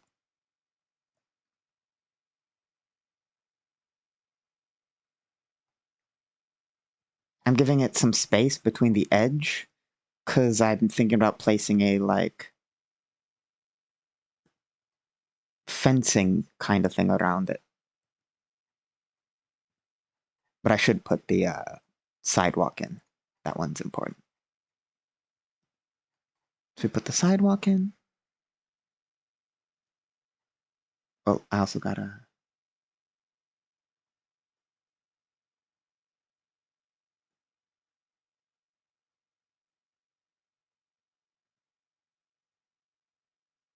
There we go. Okay.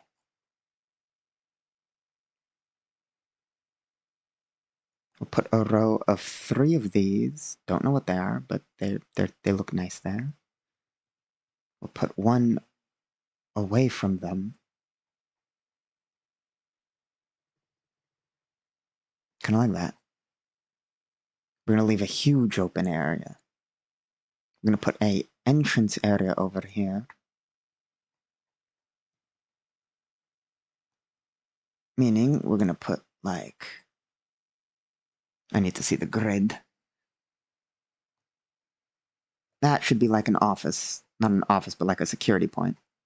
We'll put that right up against the road. Or the sidewalk. And I will make a note that this is the gate by taking a door and placing it here. It's going to be a big door because cars are going to be coming in and out.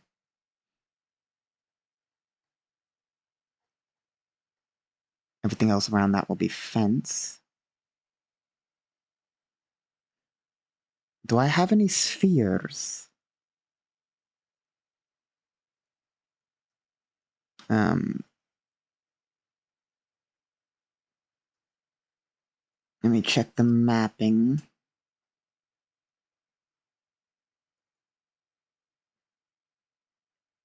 Probably somewhere I have something circular that I can use, but I don't know where to look to find it. Oh, no, here's something. But they don't have a center.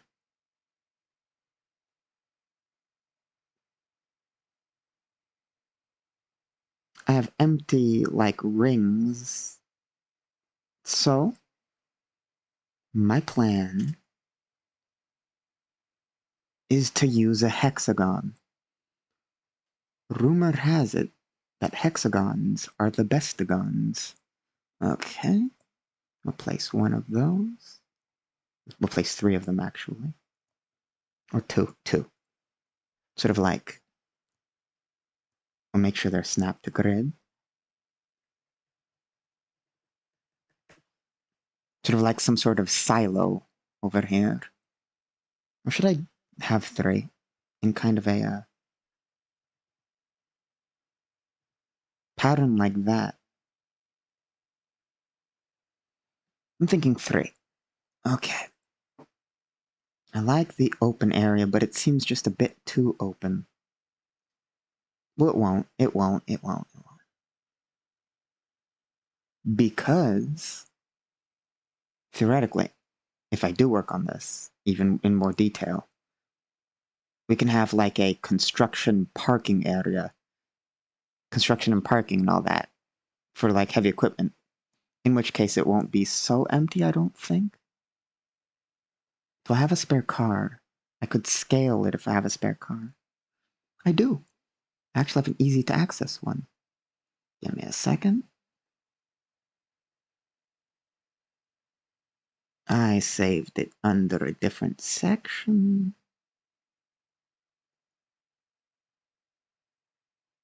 We find the Minor Nation car.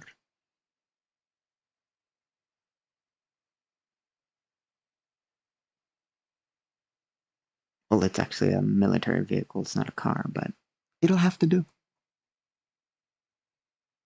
It's just for scaling after all.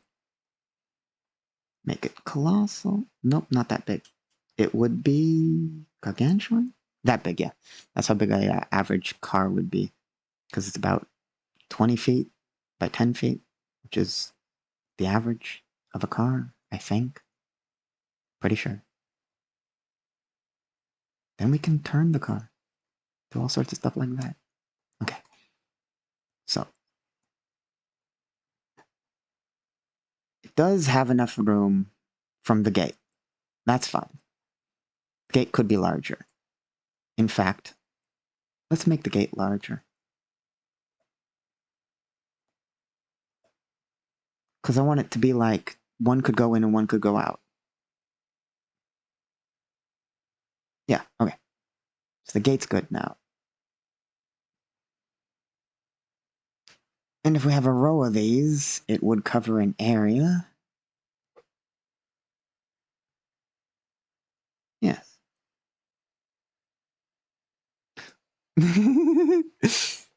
Oh, I was trying to figure out if I had any square images, so not squares, spheres, circles, so I could make silos in the blocking out of the city. But I only had hexagons, so I mean I had spheres, but they were hollow on the inside, so I had to go with hexagons. Just blocking out the factory area.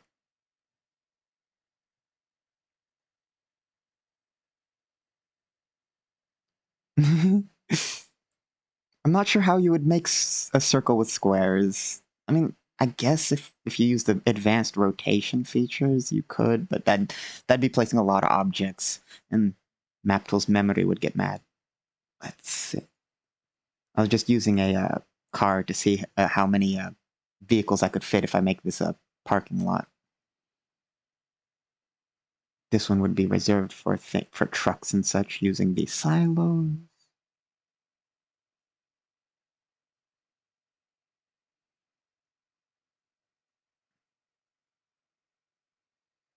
And we did finish civilized space. We finished the outer ring. Took some time, but We got that section complete. And that's why I took a break from that. That's why we're working on city. I also need to quickly just carefully grab my coffee without spilling it all over everything. There we go.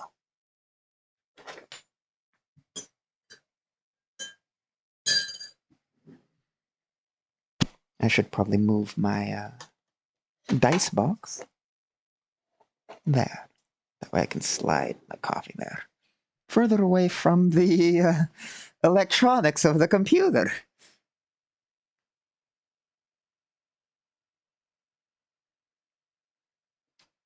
Okay. I take that as a challenge, Shrimp. I take that as a challenge. Let's see. Here, I assume you don't deny that this is a square. Don't mind this. I'm just,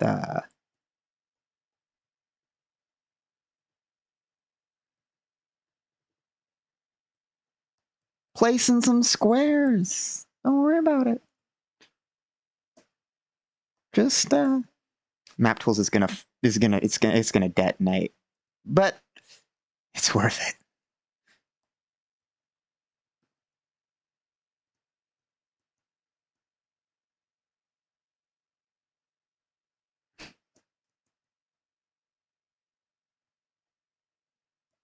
Okay. Slowly but surely.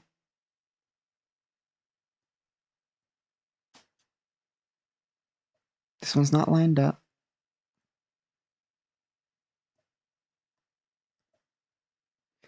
I should copy it when it's like that. There. Okay.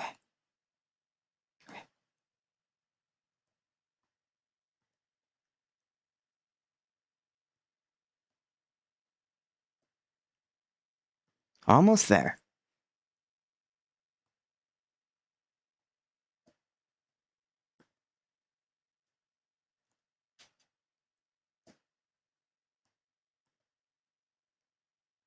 Oh god, Map Tools is it's gaining memory.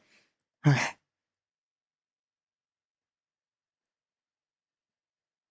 Well, yeah, there will be space left, as we can see. I mean, we're close enough. There will be little spaces. It would be circular enough, though, but it's not practical in a Map Tools sense, memory-wise. Okay.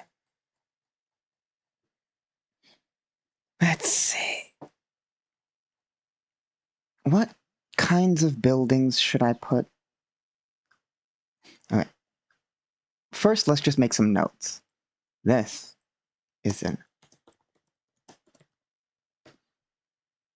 that'll be an office tower.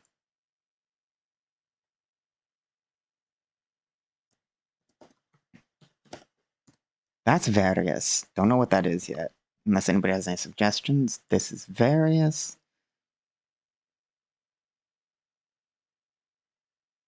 Oh, I wish I had one more square. Oh, I know what I'll do. I know exactly what I'll do. We'll take a road. We'll place a road.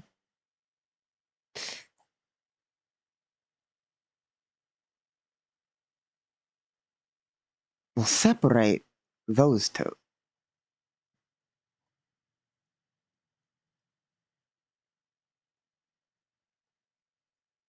And we will do that again over here. Oh no. Oh no. Okay. Line that back up. That's the problem with working on everything on the same layer.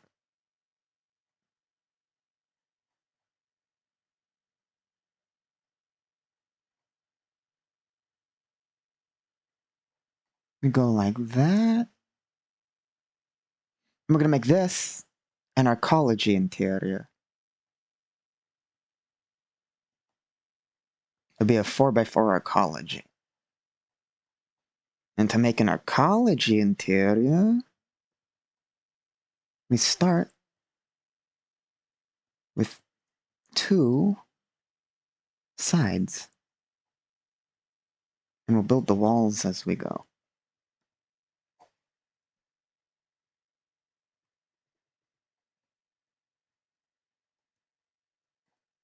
Like that. Let me quickly see if I can't lower map tools memory. There we go. And we're gonna put a bunch of stuff in the middle here by going like that, I suppose. This will be kind of the entryway, and there can be a way into the main building from some like lobby, and the lobby's entrance will be like that. And we'll actually even very specifically note,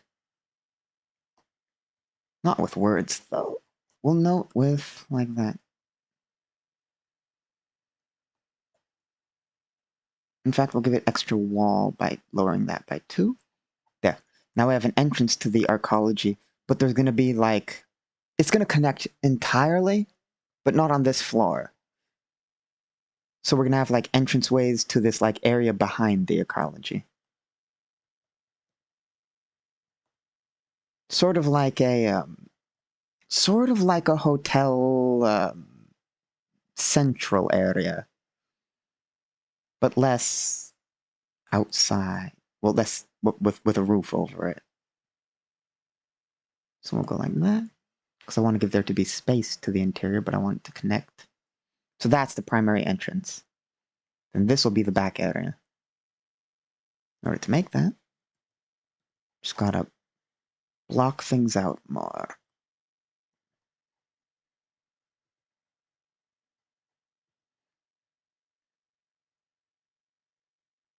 And we'll actually grab another one of these. And we'll make it kind of,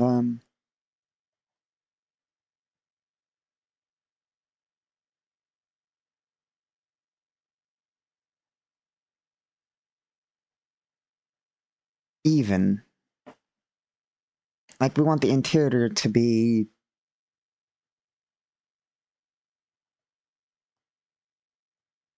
I don't know the word for it.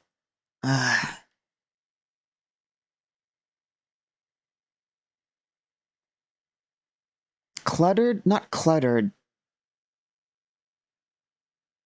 Not entirely open, but not entirely closed. Like, it's gonna be this roofed-off area that's just... I don't know the word for it.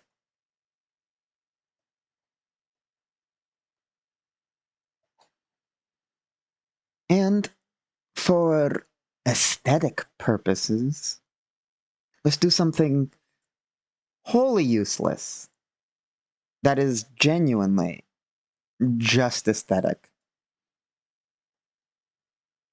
Which is, we'll take one of these, we're going to change its layering, and we're just going to...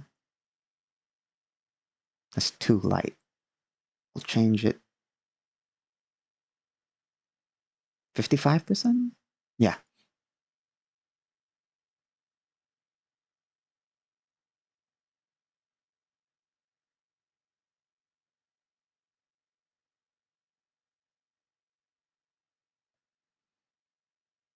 Now, why have we made a lighter version that will literally only make everything more difficult for me?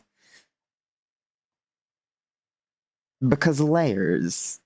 Because, I don't know, it just looks nice to have kind of a, covered area, and this represents that. Or hear me out,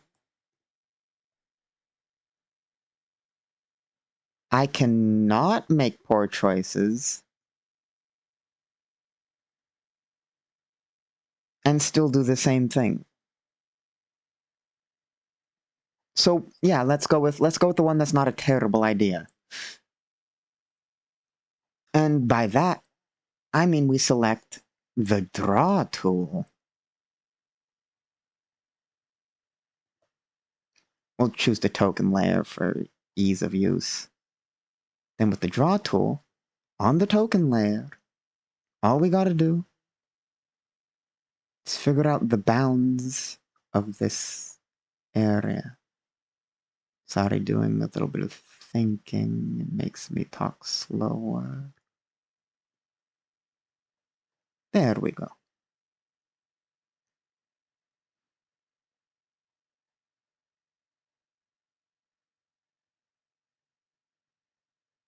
And by doing that, as you can see, it's different colored than the exterior area, giving it a more interior aesthetic. And the bright side is, I won't accidentally click it and mess everything up. But it lets us know that this is the arcology interior. Now we just gotta actually clutter it up by adding, like, sideways buildings.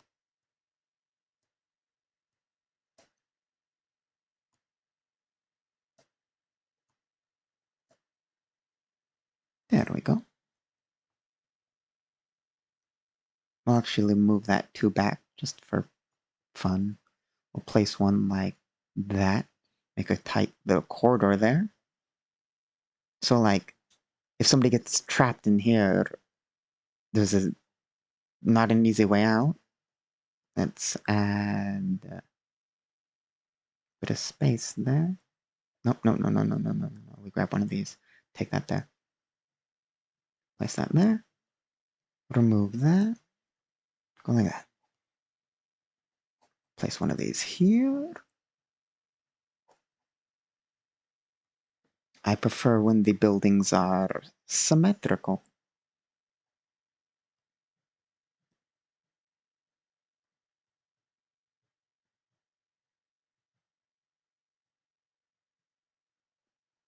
And there we have half of an arcology interior. Likely, this area is like stores and stalls that they expect people off the street to walk in and, like, buy stuff. I don't like the fact they're all facing the same way.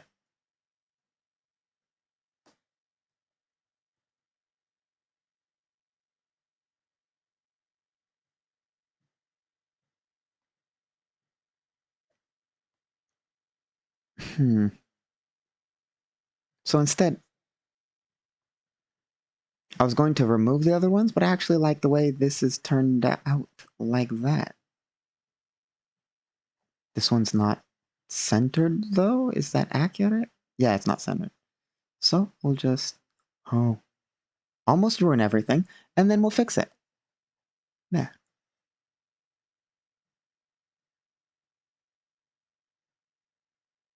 Oh, that's why everything looks off-center, but from this line, because the roads are...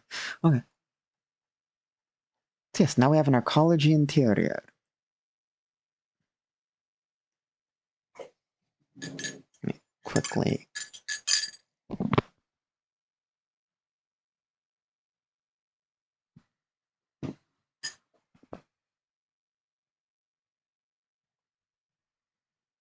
Okay. We have the half of the arcology, yeah. Theoretically. We can add multiple layers with different things so people could climb it and so forth, but that would involve copious amounts of work. When I say copious amount of works, I mean we would actively... I'd have to take a screenshot. Move that screenshot into an image editing program. Remove what I need to remove, add another section, make it clear, place it over there. It would just nah. Maybe some other time. That's I don't even have all that set up. I don't have the ability to open the image manipulation program in this. Not yet. Eventually. Okay, let's see. So, here we are. I kind of really want to make the lobby.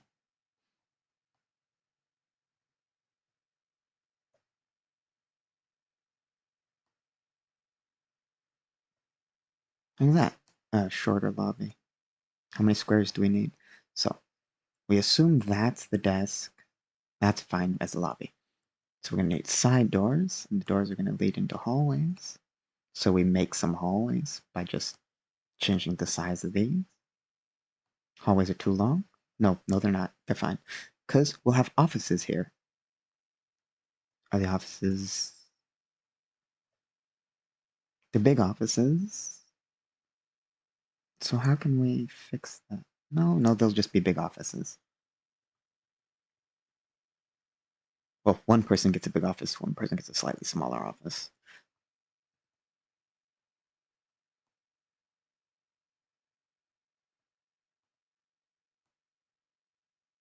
There. Yeah, that gives it people enough space to walk around. We also need an elevator. Where's the image I usually use as an elevator?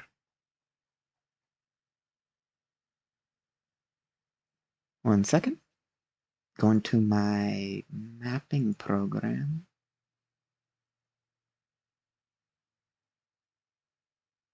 We go to the full-on... No, just the object section. Here we are. And the image I usually use is an elevator.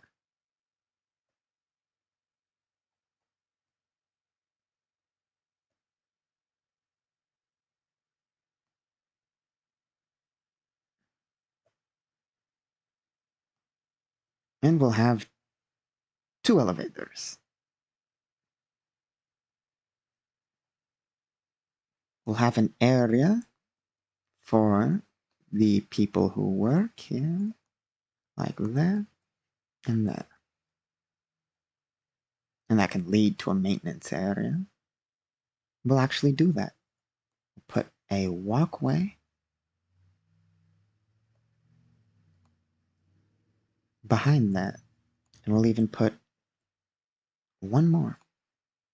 Not walkway, but room.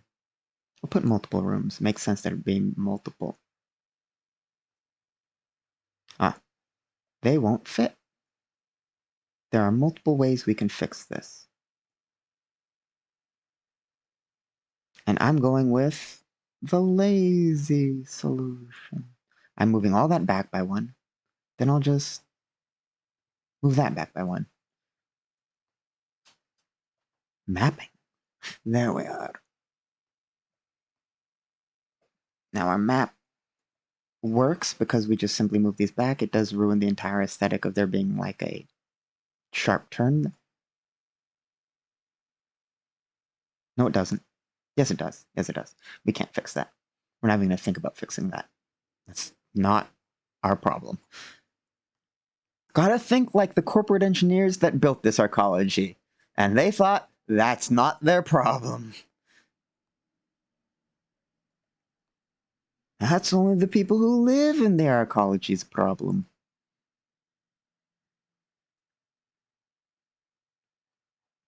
Should we have a staircase? Yes, we should have a staircase. So we'll go over here. We'll grab our staircase. Bring our staircase over to the arcology. And we'll put it in an area in which people are allowed to go. We'll put like a staircase here. Yeah. No, it has to go that. No, it has to go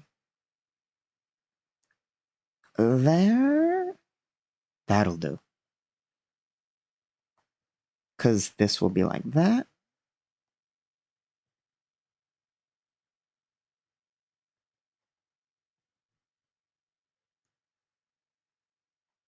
And then we'll take one of these. And we'll just go like that.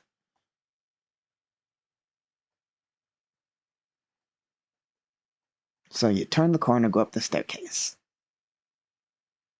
Now below the staircase, we can have more rooms. Very small rooms. Long rooms. Short rooms? Short rooms, yeah.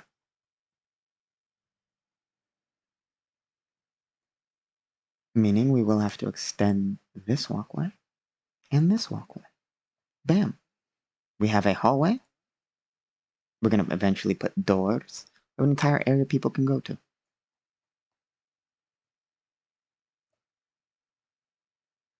In fact, making this even more labyrinth-like,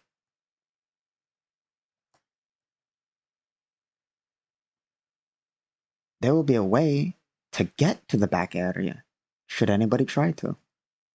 I was thinking originally having people would have to go through the like waiting area to get not the waiting, like the staff? Yeah, the staff area to get there. But we'll have it like that instead.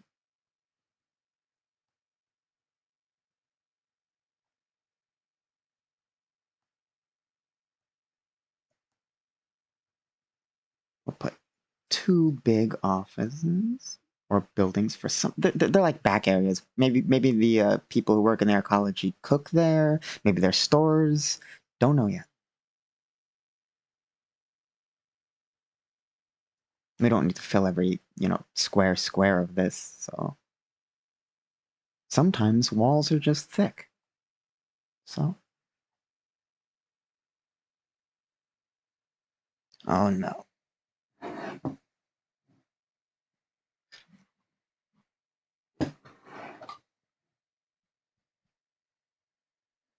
Bot. Where do I look over and what do I see but a bot? Okay, let's see.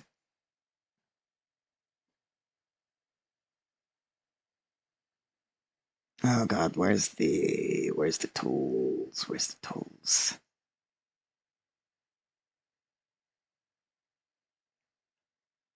So distracted making maps that I didn't notice the bot. Where is it? Okay.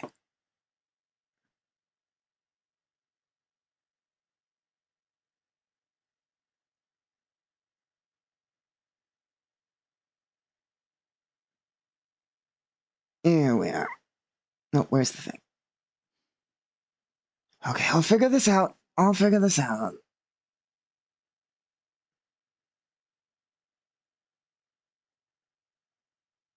We go here.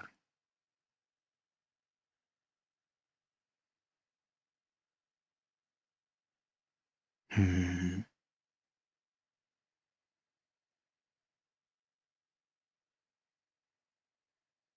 Slowly but surely, I will figure this out.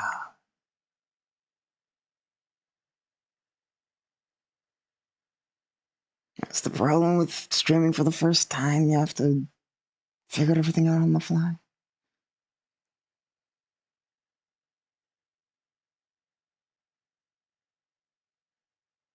Okay.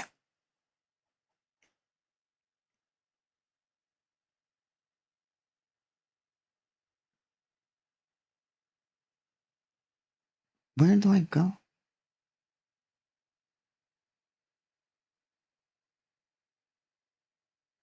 Okay.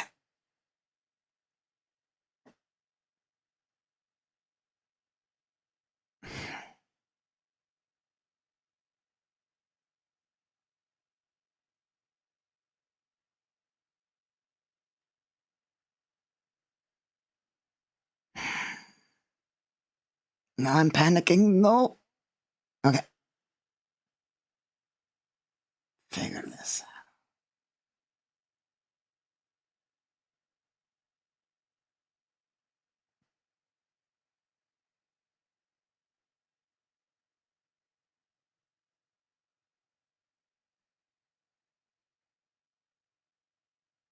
Hmm.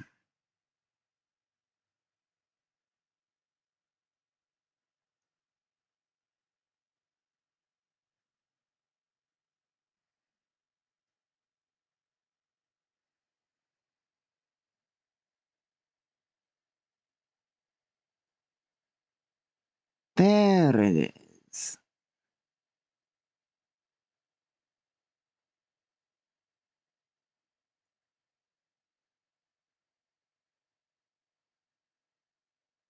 Took me a minute. Sorry about that. Took me a minute to notice and took me a minute to figure out how any of this works. Okay.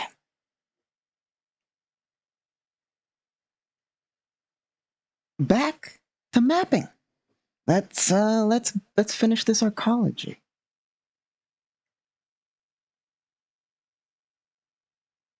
As soon as I make sure everything's still not exploding.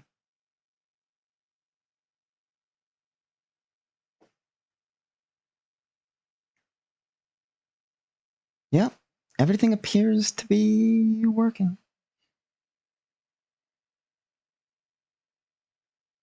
Yes. Okay.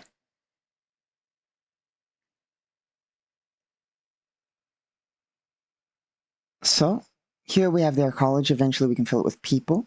I'm thinking we add a desk though. So, let's go over to here. I actually have it opened. I don't know where I put it though.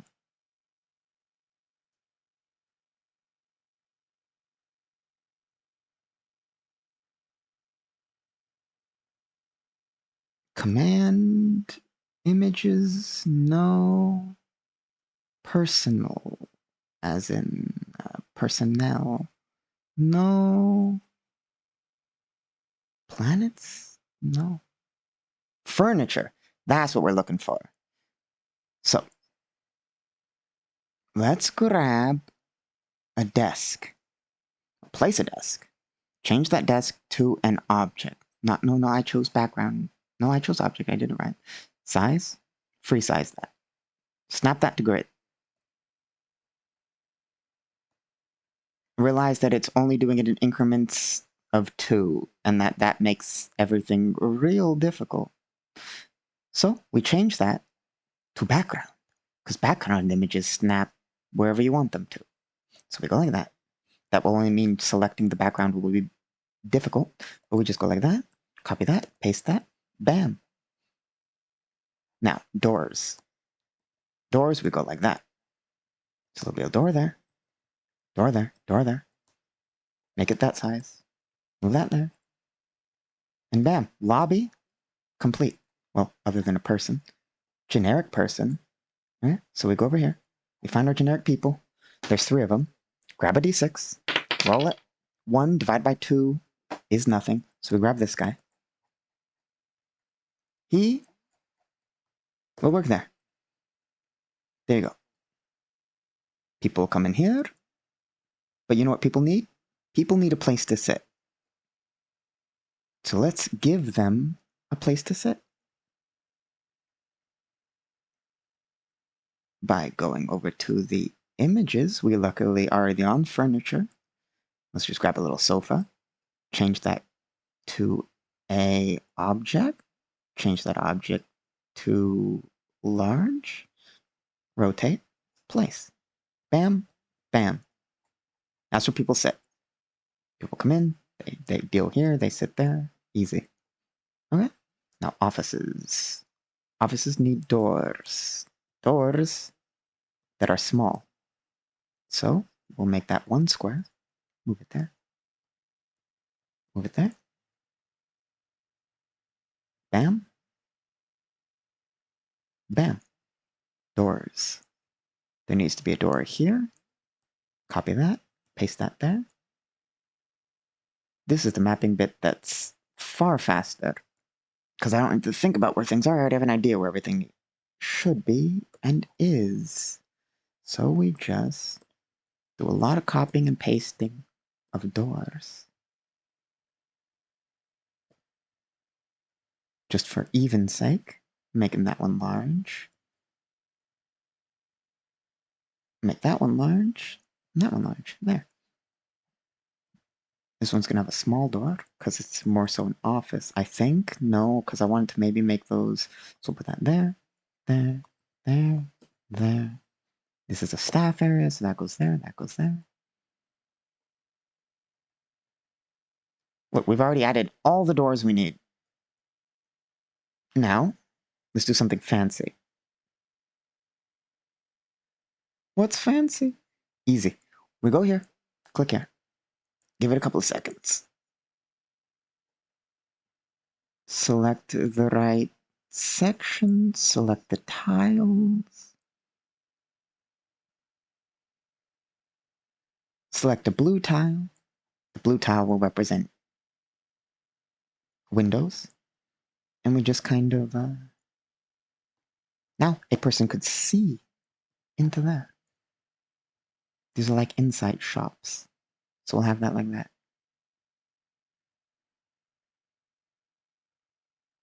Bam. These, oh no, accidentally pasted a road. There we go, remove the road. Copy that. Maybe make this a, give it a door. This one should be slightly larger. The door should not. No, the door should not. Make this on the opposite side because those will need interiors. There's the interior area in which the people go. And then there's the interior area which is shop work, which we just simply separate. We'll eventually put a door in between them. Copy those, paste those.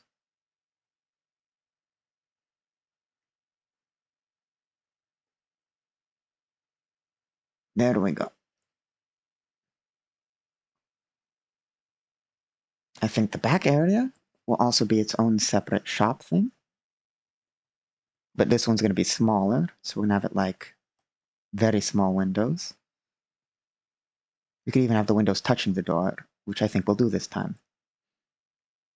Then we'll copy that, paste that there. That one's just a room. We'll do that with there. And we're just actively placing an arcology. It's all working out.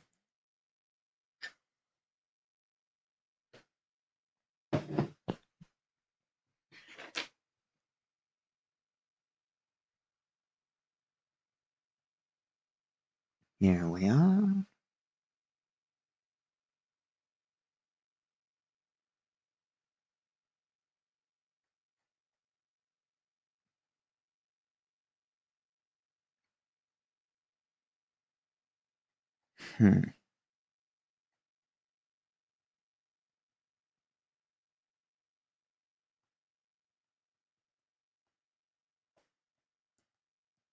Copy that. Make a copy here. Make another kind of building area. In fact, we'll do two. Make these two separate things. And just rapidly block out buildings. I don't think I want that one to have windows. It's like more mysterious that way or something. Maybe I want them to have windows. I don't know. I just won't place it there right now. As you can see, often I'm far quicker at mapping this stuff. Because just Galaxy takes a lot of time while I'm more used to actively having to map a city around players. And players aren't always the most patient folk. So you gotta get good at mapping around them. Gotta like quickly, in the shadows, like with the Fog of War feature, like if this dark area was a Fog of War, you just have to quickly slap everything down.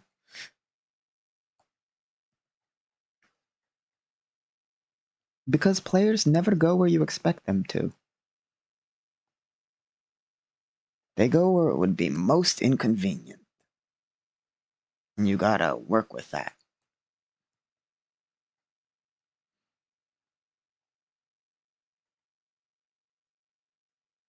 Now, I know I have some rule that says I don't build outside of the actual square of 500 meters, but I just want to note, mostly for myself, that there's additional arcology back there. As I explained earlier, Map Tools is real good. It could make something like planet scale, 5 feet to 5 feet. But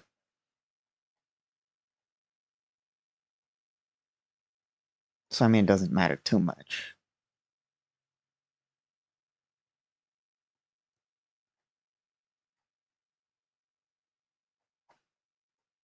Yeah. That's the back of the ecology. We'll even make sure I understand that that's all one thing by surrounding it with road.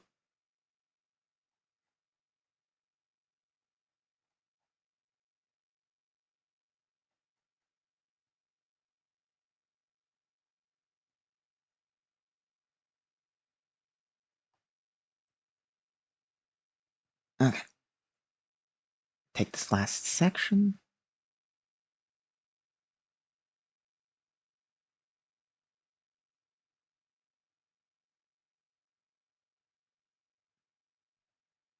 Move that back to.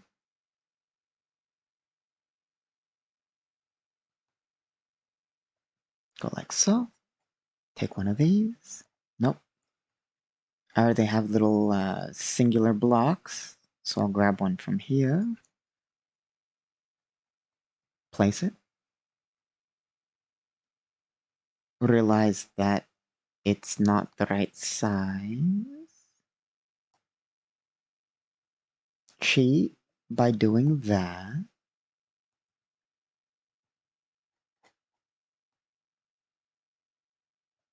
See, mapping this stuff is all about coming up with solutions. It wasn't going to work, so we just found a way.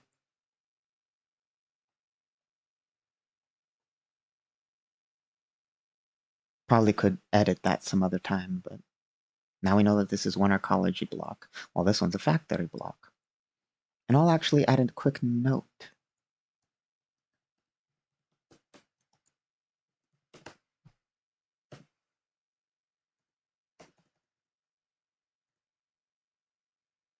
There. Now we have a little arcology.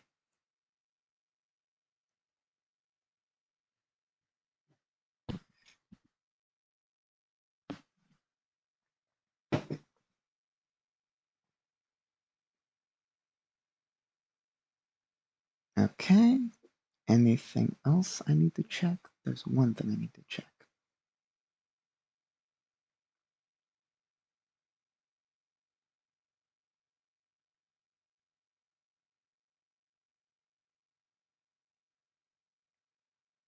Okay. There we go. I suppose, given that I started earlier than I expected and had a bunch of technical difficulties, that is basically it for today. I will give an outro speech thing, I suppose, but that is, yeah, we'll call it early. I started an hour early, so we'll end an hour early. Besides, I don't know if my computer has enough space for more than more than that. So today we worked on the city, finished the blocking area, started an industrial area, labeled this stuff, started an arcology's front, worked on the sector, finished the interior area of the military patrol limit, and got a bunch done. Thank all of you who showed up, except for evil bots. But all of the rest of you, thank you for showing up. Anybody who's watching, thank you for watching. And, well, we got big plans. Transmission starting. No. Where's the button? Gotta fix that. There we go. We bring this one up. There we are. So yes, got lots of plans. As always, I'll be here. Let me check my schedule. Wednesday, Friday, and Sunday. Working on maps, writing lore, doing whatever Galactic Requiem work there is. Sometimes we'll roll dice. It'll be great. Big plans. Eventually I'll get an actual VTube and not a, PNG. And it'll be great. Big plans. Also, let's see. I have a, actually have a, where'd I put it? Nope, we're going back to the screen. Here we are. Because I have a little spoiler for the future. Just a small spoiler. If I can figure out which window to click. That one? Yeah. LT shoe. Get out of here, LT. Whoop. There. LT gone. Now I'm just gonna quickly get out of the way. Where am I? Where am I? Here we are. Nope, that's not it. Here we are. I'm just gonna quickly. Whoop. Little spoiler. Little spoiler.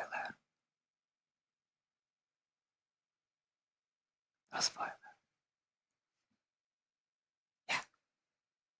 Okay. See y'all next time.